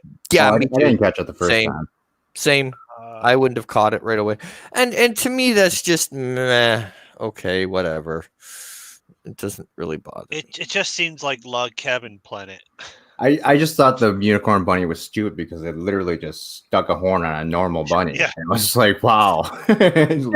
Yeah. I know. Why not make up a new creature? But Or just do something. Just make it a different color at least, or something. Give it longer hair. Yeah. A green bunny would have been funnier, or like a weird blue one, or Yeah, I mean, if you're just gonna stick a regular animal in there, just at least do something to hang a lantern on it and make it kind of At funny. least make it a deer so that it could have been fun. I'm trying to think if you guys point out particular scenes and stuff, but it was like when they did have the older the recurring characters, I liked it. But what they did to all of them, I didn't particularly like each have. Yeah, but see, my argument on that is any of the mainstay TNGs, they didn't really do anything too. I mean, the only ones we saw that were mainstay were Riker and Troy. Maddox was in what, 2 episodes of TNG? Yeah. I wasn't mad that they killed off Maddox. I wasn't mad about that. It was kind of crazy the way they did it, though. But well, at least his had a little bit more to do with the storyline. Than Egypt. I remember guys, I wasn't really that mad about the whole Egypt thing, he was a minor character, and I don't think I ever sat and watched Voyager going, God, I hope it's the Egypt episode. Well, for me, it didn't really matter because I didn't like Voyager. Right? Right. Voyager was not my show. I just thought it was a stupid way to do it. Yeah. TNG and DS9 were. But, right. I mean, Voyager, I couldn't stand Janeway. Yeah. I'm back out of the StreamYard. Have a good night, Resolute. All right. Have a good night. See you guys later. Thanks for playing, man. It was fun. I did like that they brought 7, but it just felt like it didn't even feel like it was the same 7 or 9 of the end of Voyager. Well, I never, I haven't watched the end of Voyager in so long that my main memory of 7 was how, everybody on the crew always had to hold her back from wanting to do, what made sense to her. Well, we need that. Well, we can't do that because it's, it's not morally right. I don't care. We're doing that. Right. Right. And so, it's. Yeah, but it's like, there wasn't any dialogue at all of why didn't she stay with Chakotay? Why didn't she go to reconnect with her family that was still alive? Right. Why did she not join Starfleet? Anything. It's just or why she joined the Rangers in the first place. Who are these Rangers? It's yeah. And I think that, I mean, that's something they should definitely explore season 2-ish. Yeah, if they would have said, she broke up with Chakotay, he wanted to join the Maquis again, Starfleet didn't want her in, or just wanted to use her as an experiment. So he'd be the only one since they're gone. I'm just throwing stuff out. The lone Maquis. Sorry, like if she would have said she didn't want to join Starfleet because they wanted to treat her like an experiment. Yeah, or anything, right? Or they didn't recognize her rank once they got back, or. And so, did they explain that? Like, did? Oh, as far as I know. Because in Voyager, right, my biggest question coming out of that was, well, okay, Janeway basically appointed these people as the rank, right? The Maquis members of the crew. So, what happened to them? Are they still considered criminals or not? Yeah. Did the Federation? Did the Federation honor their new rank and new positions, or did they be like, yeah, no, that might have worked out there, but not here? Or at the very least, did they get a pardon? For everything they did. Like, okay, I wasn't sure. I don't think they ever really went into that. Nope. That would have been nice to see. Is the Voyager crew was so honorized for surviving out there for 7 years that they gave a pardon to all the Maquis, but took away their Starfleet ranks, because that was just Janeway trying to have the ship under control. Right. Yeah. Thomas makes a point that some of the Maquis were former Starfleet, so they could probably come back and get their. Yeah, rank. They could come back. Yeah. And did Harry Kim ever get a promotion? Yeah, right. No. It's like, oh, you survived 7 years, you're still an ensign. He was demoted to crewman. Yeah. Hey, Ricky. Is it acting ensign like the lowest rank? Or he was demoted to cadet. Yeah. Go back to the academy, dick. Should have been able to stop that wave that sent you to the Delta Quadrant in the first place. Yeah, he was demoted to cadet.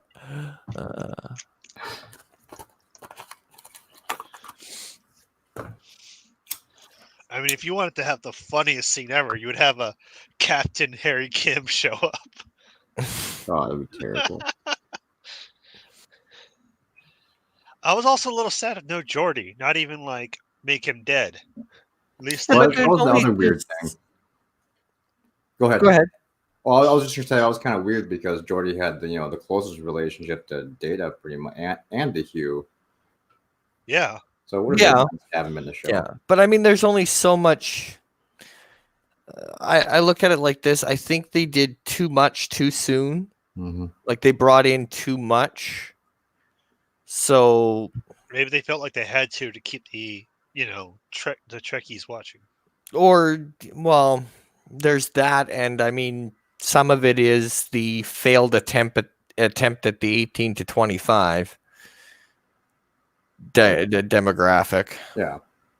Right. They're always going to try. They're never going to succeed, but they're going to try. So, but I don't know. I mean, overall, I think they did okay. I think season 2 actually would have a harder time because they did so many little plot points. Well, they've got a lot to go back to in season 2. So that in that sense, like I would have been ticked if they would have defeated the big bad, right? If they would have made it through that wormhole or whatever it was, and they would have come through and then just got obliterated.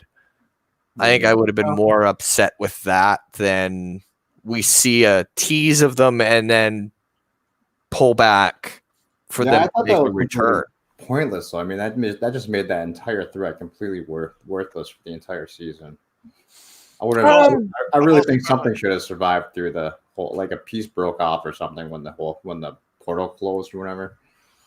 Well, you could make an argument that they could do something like that. Yeah, I suppose. Well, I'm sure they probably will. Right?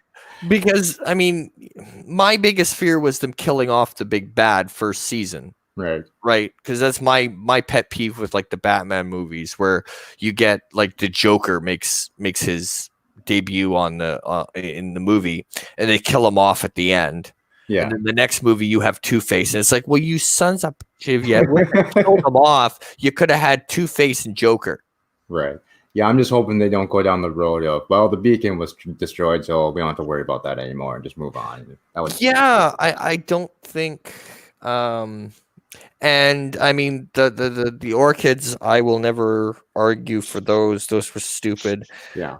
The minute I saw the orchids, all I thought was space whales. I don't know why, but I just when thought Cinema told me, I was like, so there's spaceships that look like flowers? No, satellites? And it was literally like manufactured orchids. I mean, you literally have to wonder who in the production staff was back there going, this is an awesome idea. Yes. They're going to love this. Like, I think it would have been cool if they had a bunch of satellites that open up and looks like a flower. That could have been cool. But I mean, but no, the orchids were stupid. It just right away my brain went to space whales. I don't know why. It just that was it was like a step up from the giant green hand. That would work in Star Wars because Star Wars has weird, animals and stuff living in space. Yeah. In fact, some of the show kind of felt like Star Wars inspired. I think so, but I mean, and that's the other argument I don't buy is the whole, I get it that like there's major tie-ins to Mass Effect and there's tie-ins to this and there's tie-ins to that. But from my perspective, I look back and I look at the shows that are on right now and I go, okay, well, name me a show that I can watch from episode 1 to the end of the season and it not remind me of a single thing that's come before. Well, that ridiculous shot where they were on in the last episode where they looked up and you could actually see the fleet in space, and then that was kind of yeah. I mean, there's like we just watched. I just did a review on Enterprise, and I cracked up laughing because they get to this Enterprise episode 5 on Netflix. They get to this colony that they sent a ship to before they had the NX series. Mm-hmm. And that's season 1? Yeah, season 1. So they get to this colony and it hadn't been heard from, blah, blah, blah. So they get down and they go to the little settlement, and one of the first things that they pan to is this guy is one of the, I think it was Archer, kicks over this rubber mat thing, and it's a freaking rubber welcome mat. Right, like right there, right in front. It's like a rubber welcome mat, and it's like, yeah, because welcome mats are high on the right. Welcome mats are high on the priority list that we need to make sure we bring from Earth. Oh yeah. And then there's bicycles, right? And then they go around the corner and there's a bike. It's like, really? I'll be right back, guys. Yeah. Okay. But yeah, it was like, oh, that's too funny. Because, I'm just looking at that like, oh, there's a welcome mat. That's hilarious. A rubber welcome mat of all things. And it's just like, okay, cool. That made me laugh. Either take another month's worth of food or all these welcome mats. Yeah. It's like, I don't know. And then like the other one that, and Ensign Ricky points out, shale. Yeah. Their word for lies. And then the other one was that kind of made me go, was at the beginning of the episode, they're like, well, it's 9 years there and 9 years back, right? Insinuating that the ship that they went on was going to come back, right? Had plans to come back because it's 9 years there, 9 years back. And then later on in the episode, right, Archer informs the crew that the settlement was built from the ship because it was always a one-way trip. Right. And it's like, well, wait a second. Then why do we care if it's 9 hours back, 9 years back? Because they're not coming back. Yeah, exactly. Right. And it's like, Then what was the point of that dialogue? 9 years there, 9 years back. They're not coming back. Yeah, I remember. I haven't watched Enterprise in a long time. I remember I hated the first season when it was first out. I gave up on it for a while. Well, this is my first time. This is my first time actually going to go right through all 4 seasons and actually watch it. And yeah. Life with Matthew says hello again. Took kids forever to get to bed and to sleep tonight. Hey Matthew, welcome back. And rambling should be starting probably in the next 10 minutes or so, hopefully. Well, I haven't heard from AT because I keep checking Twitter and I haven't heard from him. So I wonder what he's doing. He's probably forgot that we were supposed He's lurking and making notes right now. He probably forgot. But I should probably get off here. Probably try to get ready and for him to go live and see what happens. Yeah, I was gonna wrap it up in a few minutes anyway. So yeah, and then but thanks for having me on, even though I didn't play the game, and I'll see if I can get it on my computer because I gave up on Steam because I got mad at the fact that just to send out a friend request I have to spend money. It's like, really? Piss off. Well, but there's a lot of there's some free games. There's some cheap games. Yeah, but you have to spend X amount of dollars before you can even friend request somebody. That's like, oh, okay, I guess. Hey, Life with Matthew. Hey, guys. That must be a Canadian thing. Yeah. You're saying you had to spend money just to send friend requests on Steam? Yeah.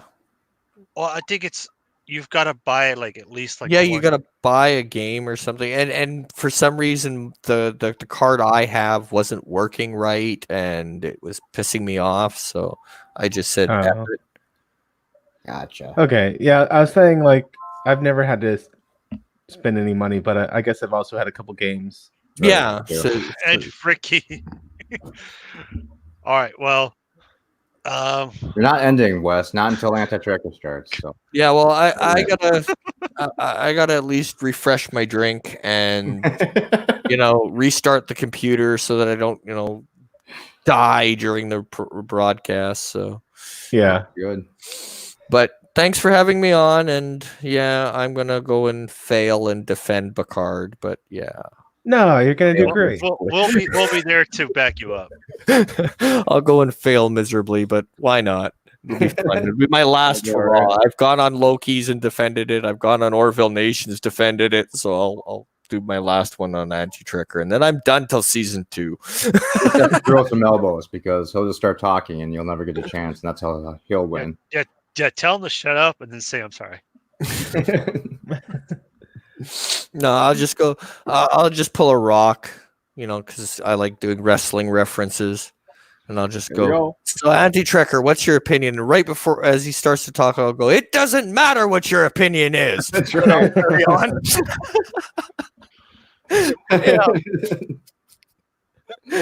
I'll be a jackass. No, I wouldn't do that. You should though. we all would be going I don't nuts. think you get the reference. That's the problem.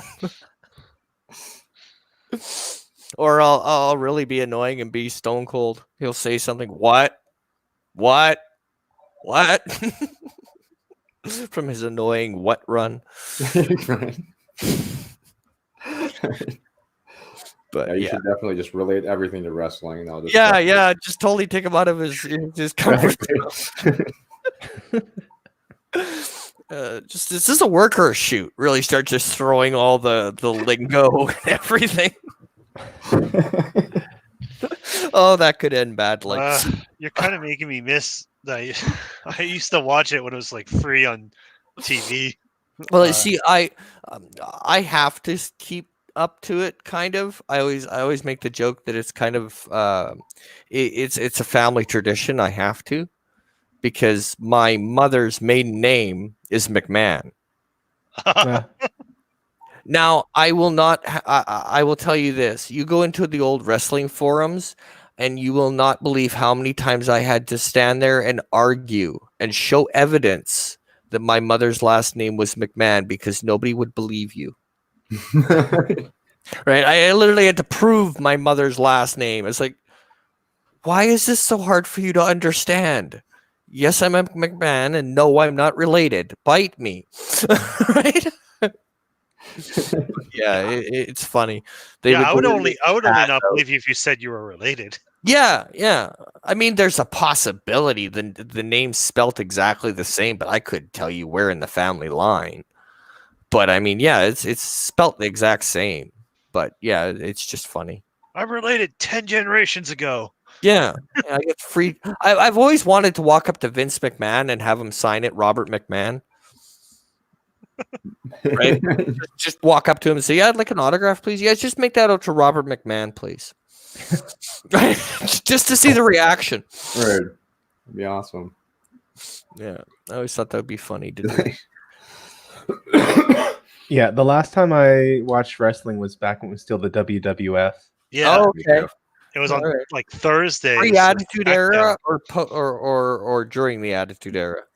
I honestly don't remember. It was one of my brothers who was into it, and Did they have bra and panties matches, or did they not have bra and panties matches? I don't remember any bra and panty matches. No. Okay, so pre-Attitude Era. Got it. Do you remember Mankind? No, like I said, I mean, it was my brother who liked it. I just liked the milk and pretzels and hanging out with him. Me and my brother would watch it. It was on Thursdays. It was SmackDown. Yep. Mm-hmm, yeah. And we were like younger teens back then, so we knew it was fake, but it was just funny as hell to watch. Oh, yeah. Yeah. I mean, that was back when you had a 4-man writing room. Now you have a 50-man writing room. He used to believe it was quite real, or at the very least, he wanted me to believe he thought it was real in the hopes to trick me into believing it was real. Yeah, that would be called kayfabe, Life with Matthew. Well, I was always like, how the hell us smart fans used to keep kayfabe. We don't anymore. I was always like, how do they do this without getting hurt? Well, I find it funny that, I mean, if you go back far enough on live TV, a person got punched in the face because they referred to wrestling as fake to a wrestler during an interview. Yeah. Was the wrestler like, fake this? Pretty much. And then did he stomp his foot on the ground? And no, he like clobbered him. Like just outright clobbered him. Yeah, it was bad. There was a little bit of bad PR for that one. Yeah. I don't know if you guys have ever seen it. There used to be a like college comedian troupe thing on a BYU TV, which is a Mormon college in Utah. Okay. But they're called Studio C, and they did a skit where a son of a wrestler was like, "I don't understand, Dad. I got into a fight, and the other guy he just hit me." He's like, "You mean he swung at you and stomped the ground?" He's like, "No, he actually hit my face." And the dad was like, "Oh, rookie mistake. I'm so sorry, son." Yeah. And then like the end of the skit, an actual wrestler from the WWE came on or something. There's one thing that I'd love to show you, but then you'd lose all hope in humanity. And apparently he has restarted it. Anybody know the name Vince Russo? I've heard of it. Yeah. Okay. Vince Russo had a religious wrestling company. Okay. What? Yeah. He's restarted it. So it's a Christian wrestling company. So while they're doing the wrestling, they quote scripture and stuff like that. Yeah, it's that's weird. That's some good timing right there. Yeah. So like the first one was hokey as hell. All the heels would be represented by the devil. All the baby faces would be for God. And yeah, it was yeah. It was a whole new special kind of stupid. See, that is the unfortunate reason why so much of Christian media is horrible. They turn themselves into Mary Sue's. Like all the antagonists are like just the worst people you'd ever meet. All the Christians are like half a step from perfection. Yeah, so you'd have like the demon, and then you'd have the preacher, or it was absolutely hokey. And apparently, I haven't found it, thankfully, but apparently he's restarted this again in the States. And Vince Russo, gave us quite quality TV, like the Buff Bagwell's Mother on a Pole match. So you can imagine what he's doing. Yeah. I think you've lost some of us. Yes. That was WCW days. He literally put Buff Bagwell's mother on a pole, and the match was to get her down. Huh. Just knock her down. Yeah, she was on a forklift. It was high above the ring, and the object was to get her down. Okay. Yeah. Did she get down slowly? Or did she come down in one swift movement? I can't remember. I mean, the WWE isn't any saint. I mean, they had the Katie Vick storyline, and never look that up. That's basically our Warp 10 turn into lizards. Yeah. Please don't tell me something and then not to look it up. Yeah, don't look it up. Don't look up Katie Vick. Whatever you do. Katie Vick and blueberry waffles. Things to look up. No, things not to look up. I'll just put it this way. It involved Triple H, Kane, and a mannequin. Triple H. So I know who Triple H and Kane is. So yeah, Hunter Helmsley, the current COO of WWE. Okay, I was thinking 4-H, the No. The Farmer Club. No, Hunter Helmsley, shortened to Triple H because it sounded better. And Thomas, the sofa was wonderful last night. Did your wife seal you in a barrel? You sound different tonight. Like you're in a small space. Lock you in the basement? What? Hold on. Let me unmute the stream so I can actually hear what I'm sounding like. Or maybe he's just hungover from drinking too much last night. Matt was sealed in a barrel by his wife. Was it a whiskey barrel or like a wine barrel? It sounds normal to me. Was it? Maybe it's me. It's gotta be me. Who knows? It might be where I have the microphone. It might be that I'm trying my deep voice out. Oh no. But Matt, you missed all the Risk gameplay. You'll have to get that so you can join on next time. I have never played Risk in my life. Well, I have no idea how it's supposed to go. Watch Bird's stream from earlier in this stream, and you'll learn all the mistakes not to do. Yeah. Just watch Wes and Yeah, don't do what I did.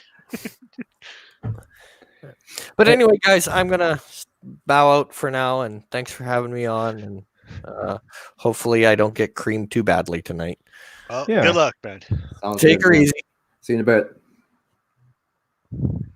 An Epic Beard. I kind of wish that in Captain America's second movie that he had a list of things like people told him not to look up. And then he would do it. I mean, can you imagine the things that was on that, like Timothy McVeigh, blueberry waffles, Teletubbies. Oh God! Oh God! Like you could have had so much fun with a list like that.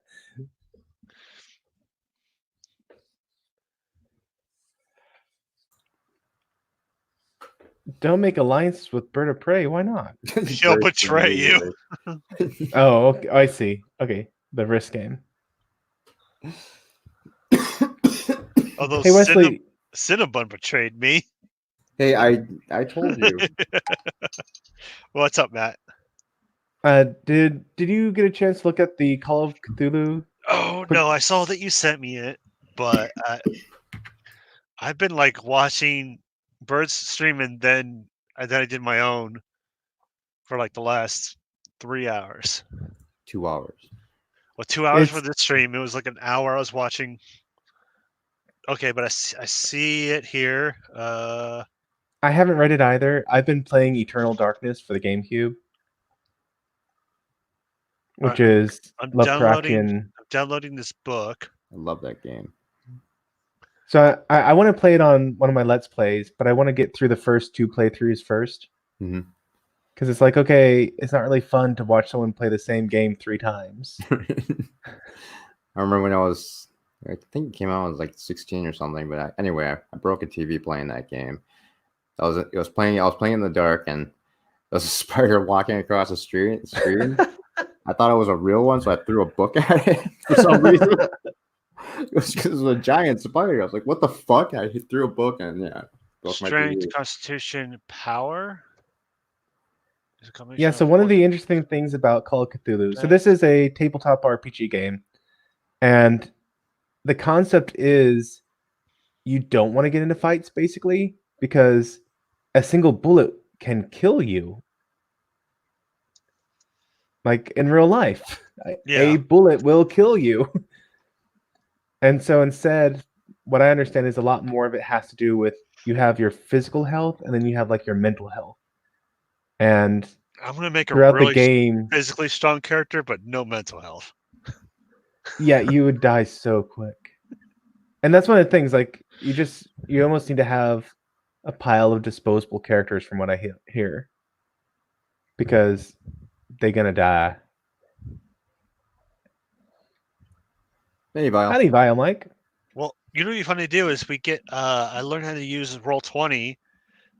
You learn the system of how it works, and we'll get multiple players up because we could have like 1 DM and 5 players. Yeah. Do it on live streams. Now, did you want to DM, or are you hoping I'm going to DM? I would probably prefer you if you did. Okay. Then I will read this scenario. Don't read chapter 2. There's a example scenario. So I sent him the quick start rules, which is they're free, just enough information to get you interested in the game. So you'll go buy like the $50 player's handbook. I'll learn how you just make characters. Because it looks like it's a little bit similar to like D&D, but oh yeah, I mean, there's only so much variety you can do with a couple of D20.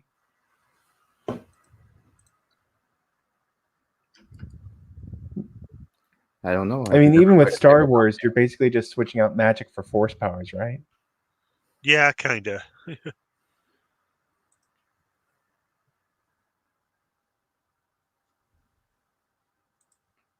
But with Roll20, we don't need to buy any dice or anything like that. I gotta talk to my friend who uses the Roll20 and see if you could do a Call of Cthulhu on it. I hope so.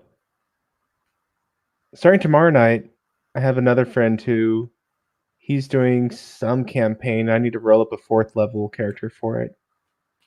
What system? The Horde of the Dragon Queen is the name of the module they're doing.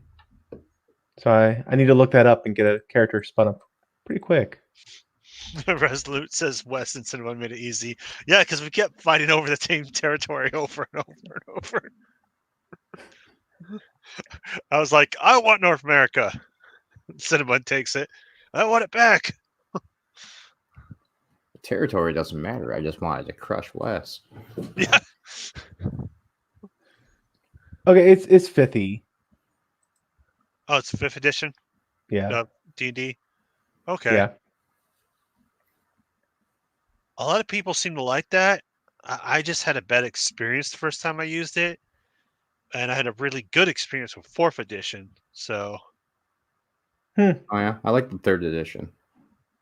Oh, 3rd edition had so many like rules and so much stuff you had to learn. Oh, I know. Oh, that's what made it fun. A deep game with lots of rules and structure. Pathfinder was the first one I ever did. I'm just kidding. I've never played, guys. I have no idea what I'm talking about. Oh. I bought that completely. You should join us for Cthulhu then.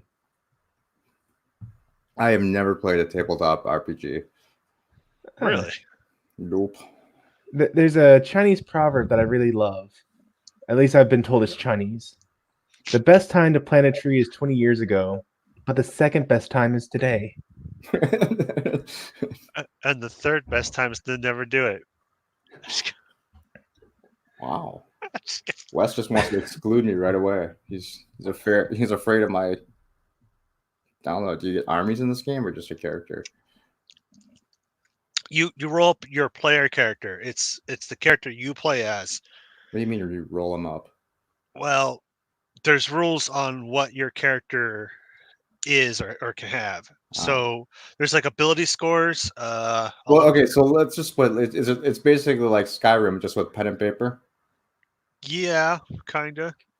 Okay. Yeah. Except for Call of Cthulhu, this system really is mean from what I've heard. The system tries to kill you. Like Matt says, a bullet will kill you.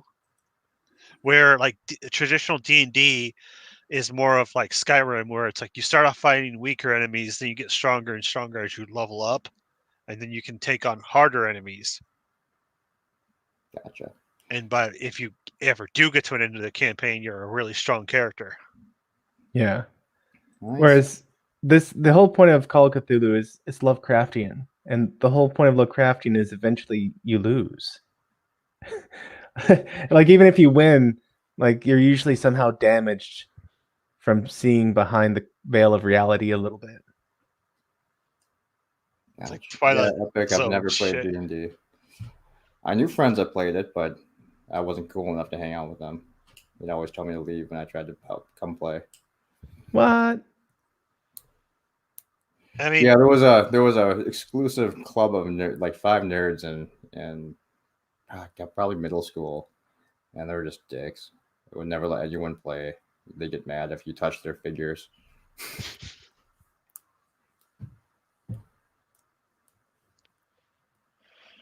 See, I'm in a Star Wars group right now. Unfortunately, we're on a hiatus because our game master has finals. I was like, how are you still having school right now? But I guess online classes. And so I'm just waiting for that to pick back up.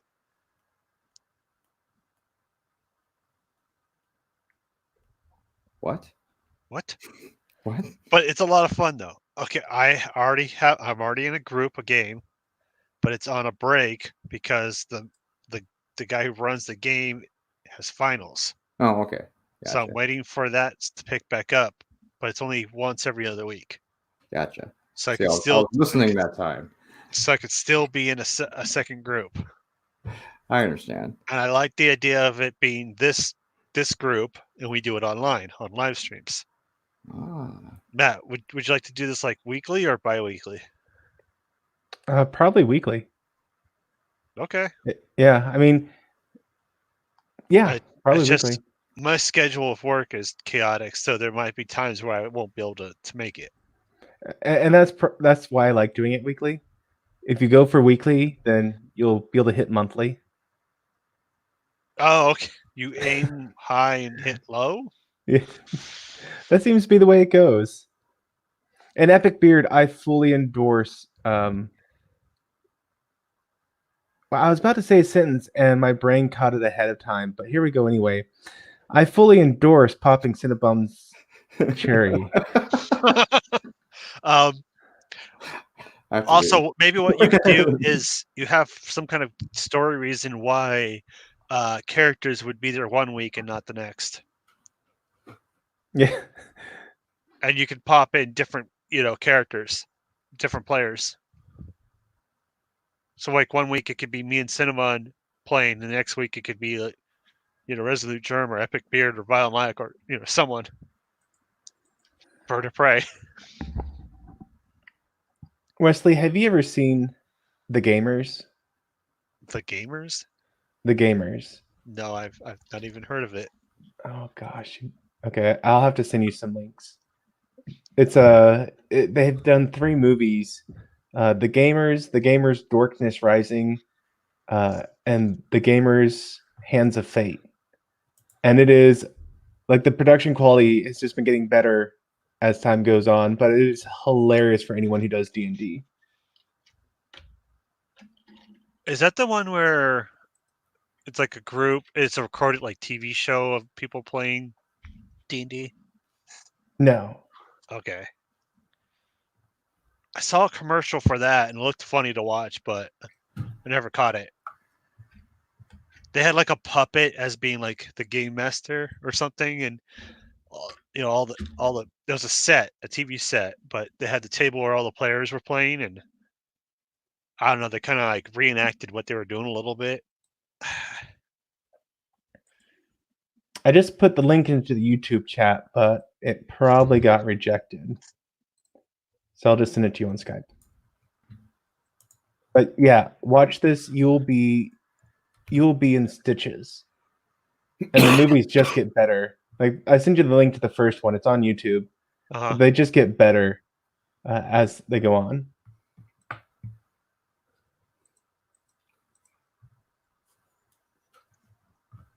Well, shoot, I gotta read the quick start rules more deeply if I'm going to be running this.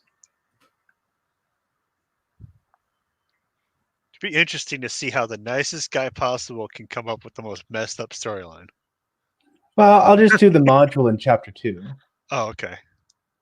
So, fun D&D story time. Since we're all still waiting for Anti-Trucker to come on. Yeah, Cinnabon, tell us a fun D&D story you have. Oh, sure, no problem.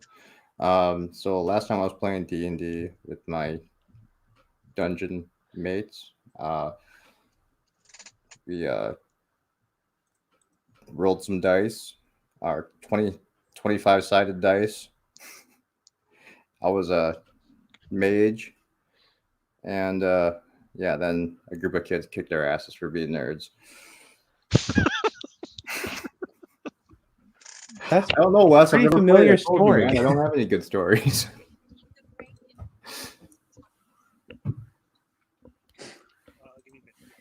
So, I was running a campaign I had made, and we get to this part kind of toward the latter half of the campaign, and they found this ring that was going to enable them to kill someone later. It would basically take someone that was a god and make them mortal. And one of my players decided that they were going to wear the ring. I'm like, wait, I'm sorry, you want to wear the ring that will make a god mortal? And he's like, yeah, I put it on. What happens? I'm like, I didn't plan for this. I never thought anyone would be dumb enough to put a ring on that would take a god and make them mortal. Binkman. See, I probably would do that too. So in the end, we decided that he took, I think, 8d6 damage. It just wiped him out. It was hilarious. It just killed him instantly. Or yeah, I'm like, okay, a mortal puts on a ring that was going to make a god mortal. What do you think happens? He probably thought the opposite would happen. It would make him super powerful or something.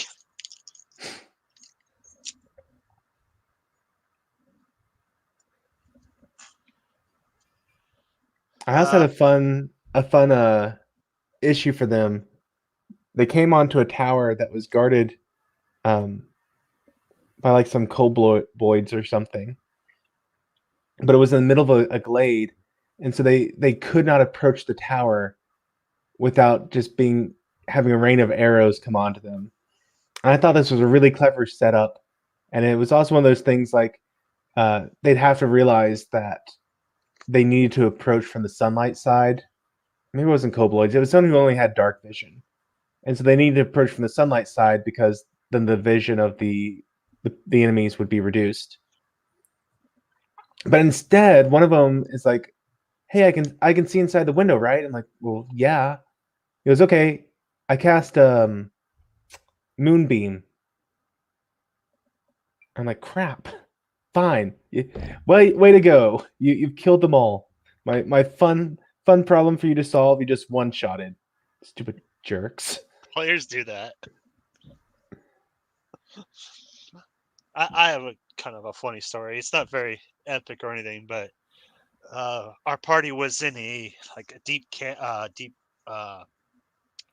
know if it was like a mine or a dungeon or whatever, but there was a chasm, and there was like a jump we had to make.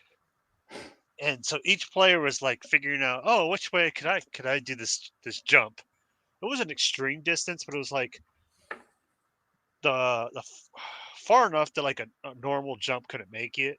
So it was like the most acrobatic person did like a running start and tied a rope around them in case they fell, but made it. So then they tied the rope across like a rock, and then like the second person tied a tight rope across it, and then like another party member was a tiefling, so they could teleport. I don't know why that one didn't go first, but and then my character's a smartass. He had a bag of holding and stole a quality class table, like a royal table. That was the exact like distance the gap was. He just pulled the table out of his bag of holding and made a bridge and walked across it and then sticked it back in his bag of holding. just to show off to everyone else. Maybe they should have been paying attention to you. Cinnabon probably doesn't understand any of this though. I would have pushed him in the chasm. Oh, you jerk. That would have been great. Like someone sitting on the other side. It's like, okay, I kick the table with my foot toward the chasm. Like does a strength check to try and push it off the edge. Right. You're gloating my face. You're going in the chasm too, Dick. And that's one of the fun things. Like you have to decide ahead of time if you're going to allow kind of betrayals, because it's definitely not much fun if everyone's thinking this will be just a kind of lighthearted game, right. And then one guy's like, "Oh, I shove everyone to a chasm and I join the Dark Lord and." And congratulations, everyone's dead but me. Not that, that's ever happened. Luckily, I've never had a group player do that. Oh, you are pretty lucky. I've never played with Cinnabon. Well, I don't even get how you have a turn. What do you just say what you're gonna do, or what? I don't even know how you play this thing. We would have to walk you through it, the basics of it. Because I get there's like an overall scenario, right? Like a story that you're supposed to be following. Like a choose your own adventure, or it really is. It kind of is. It's the main person who runs the game, the game master or dungeon master, depends on what you want to call it. He's kind of like the storyteller. He says, "Oh, you're in this kingdom, and there's this evil overlord that took over the kingdom." You know, blah blah. He explains the story, and then you start off as weak heroes, and you go on little quests, and as you do more and more, you get stronger, and eventually, if you get to because usually you don't even get to the end, but if you do, your heroes are strong enough to defeat the evil, overlord or whatever the main plot is. And then there's in combat scenario or like not sessions, but encounters, right? Is that what it's called, Matt? Yeah.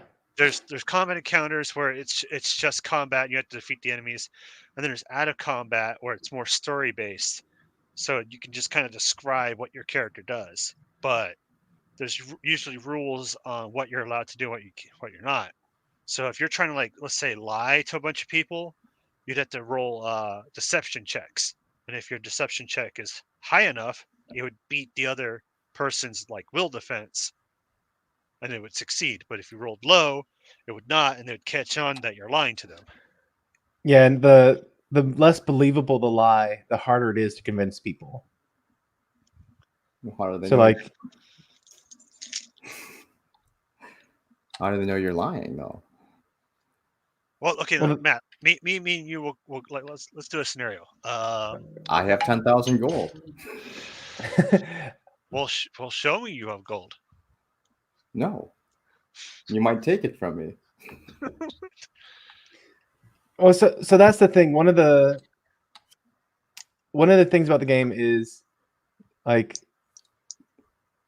we know when you're telling the truth or not external to the game, and so whenever you're telling a lie, that's when you have to do your checks to see if people believe you. So it does get a little like behind the scenes meta at times. So there like some scripted answers too, where you get to choose like which one or something.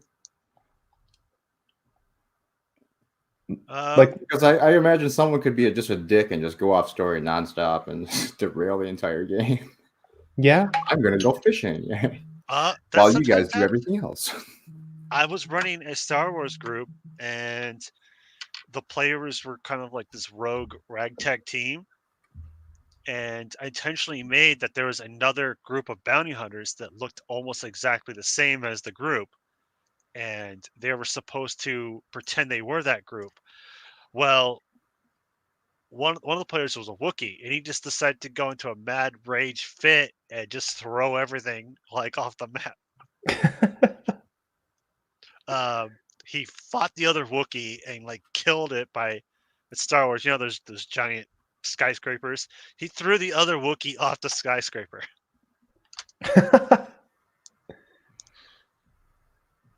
And it literally, he like derailed the entire campaign I had planned.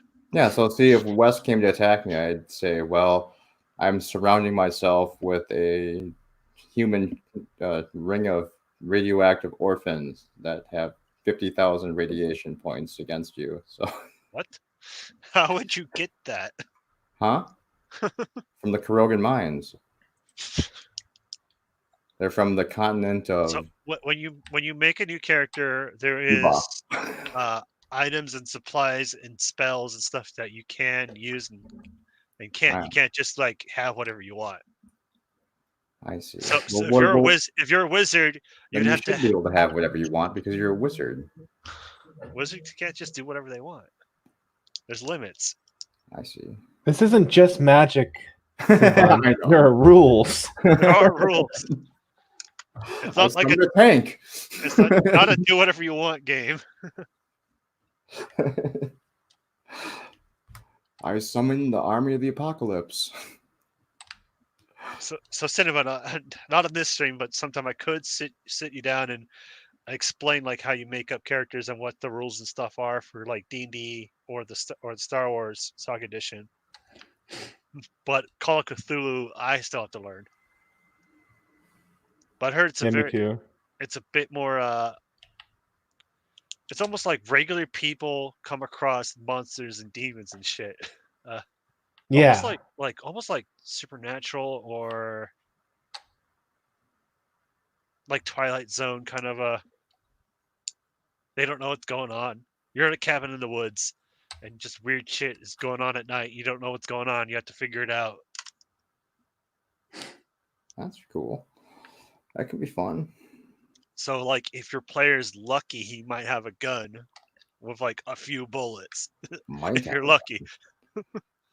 Well, if it's Ghost, why would you need a gun? You'd want a proton pack. I'm afraid of no ghost. Pull my proton pack out of the car, and I get Pull the ghost up trap. One. No problem. I got this, guys. Me and Cinnamon both turn on our proton packs and cross the streams. You're gonna have to roll a percentile to see what happens. Anything below 20 and everything blows up. Shit, I rolled a 19. Well, you were warned not to cross the streams, and there's consequences. Yeah, or the what was her name? The main bad guy at the end of Zool. Ghostbusters. Zool. Yeah, Zool stands before you. She asks, "Are you gods?" What do you say? Lay back, baby. Let me show you how godly I am. All right, roll a seduction check. I do gotta wrap this up though. I gotta go get food. Zool says, okay. "I do not want to see your man, Clinton." Off the building. I'll see you guys on Edge Tricker stream if he actually does debate Rambling Canuck. Let's see if he's brave enough to do that. All right. Sounds good, Wes. Talk to you later, Wes. Thanks, man. Later, guys. Later, everyone that's watching. Thanks for stopping by. Hope you had fun.